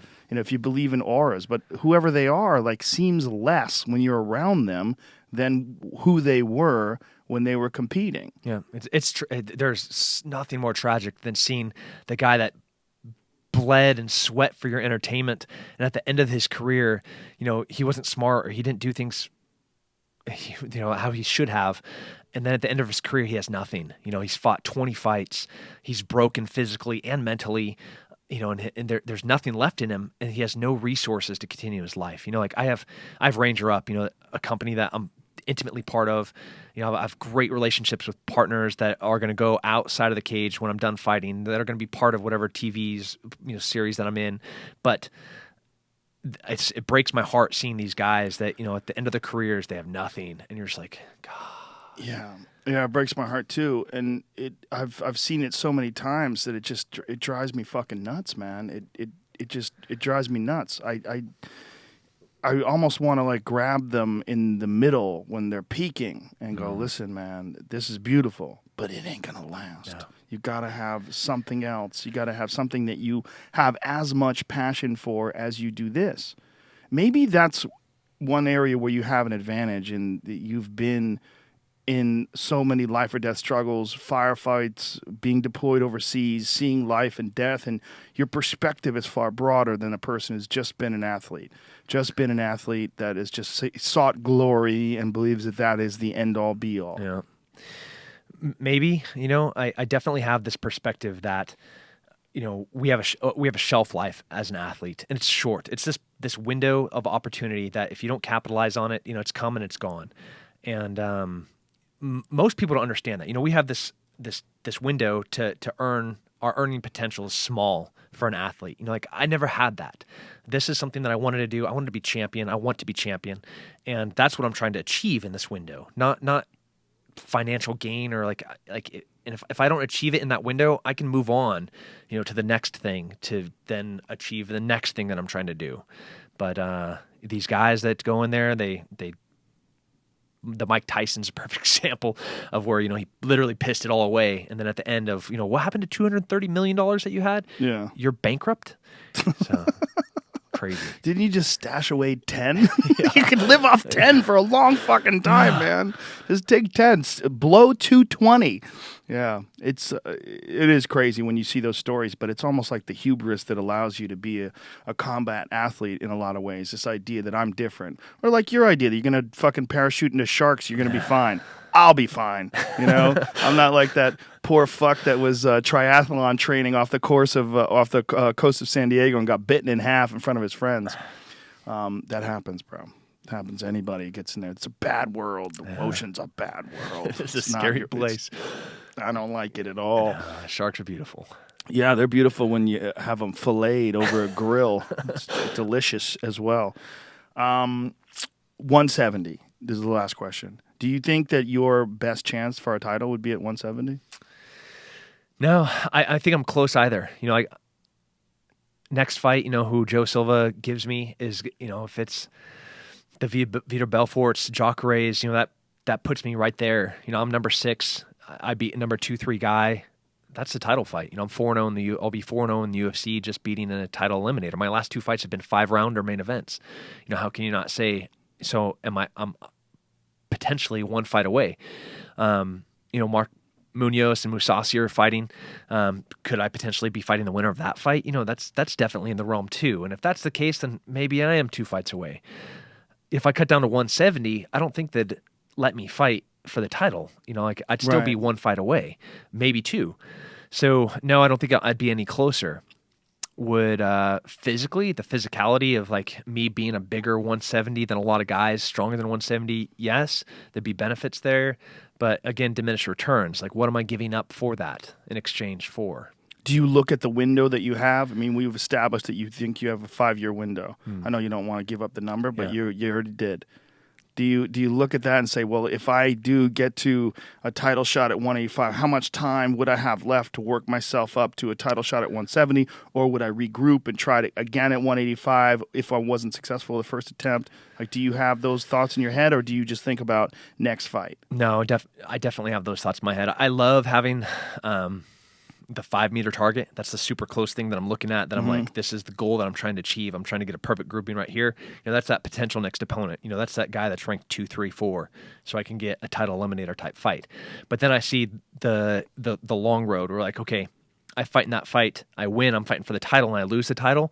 Can I kind of Chael Sonnen it and talk my way into another title fight at a different weight class? Chael Sonnen it is an interesting way to describe it, because that's what a lot of people are doing now. Yeah, dude. Right? When your name has become a verb, and like, dude, he just totally got Chael Sonnen.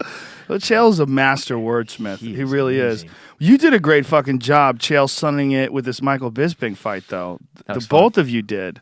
I mean, it got interesting, and I was very happy that you guys sort of sorted it out inside the octagon, and you both gave each other a lot of respect. But God damn, there was a lot going back and forth between you two. Yeah, we're never gonna be friends, But I hit him so hard, so like, I had the same performance that in strikes landed in percentage that John Jones to Teixeira did as I did to Michael Bisping. Like, I hit that guy that many times. You blasted him with some hard shots. He took them. I know I hit hard. I put guys down in the gym with way less, and I'm wearing 4-ounce gloves, and Michael Bisping was like, hey, I'm here for 25 minutes. You're not going to put me away. Like, how can you not respect a guy for that? Now, he's definitely a tough dude. He's very, very determined. He's also, like, you got to give it up for him for mental toughness. Just not even considering retiring, the fact that he's fucked his eye up, had 2 eye surgeries, not even, it's just a thing I'm going to pull aside, get back in the gym, work on my striking, He's tough as they come. He's a born fighter. I mean, that's what he's supposed to be doing. Is he the personification of our nightmare of, in 2-3 fights, let's say he loses 2 more fights, that is the end of his career. His eye is going to be permanently damaged the rest of his life. Like, how much brain damage has he had, and how many fights and how many sparring preparations for a fight has he had? And now he's done, and he's out of the limelight, and he's broken. Was he smart enough to prepare for that. I think he was, but he is that example of like he left everything in the cage time and time again. At 24 minutes of the 5th round, that dude was still trying to get up from me. Like when the 30-second call was from our corners, he's like started coming right at me after I just dominated him for 24 and a half minutes. Yeah, he wasn't giving up. No. He was still trying to win that fight. Dude, what a great He's athlete. a tough dude, Yep. no doubt about it. And he's got some serious problems. He's got a real injury to his neck that's affecting his strength of his arm. He's as tough as they come. He's definitely as tough as they come. But I know what you're saying as far as guys that accumulate injuries and then they get to a certain point in time and like what is left. Yeah. There's a lot of guys that have done far less. Less successful than him that their bodies have given out along the way. Yeah. It's a fucking hurt game. It's the hurt game, and the hurt game is along the way.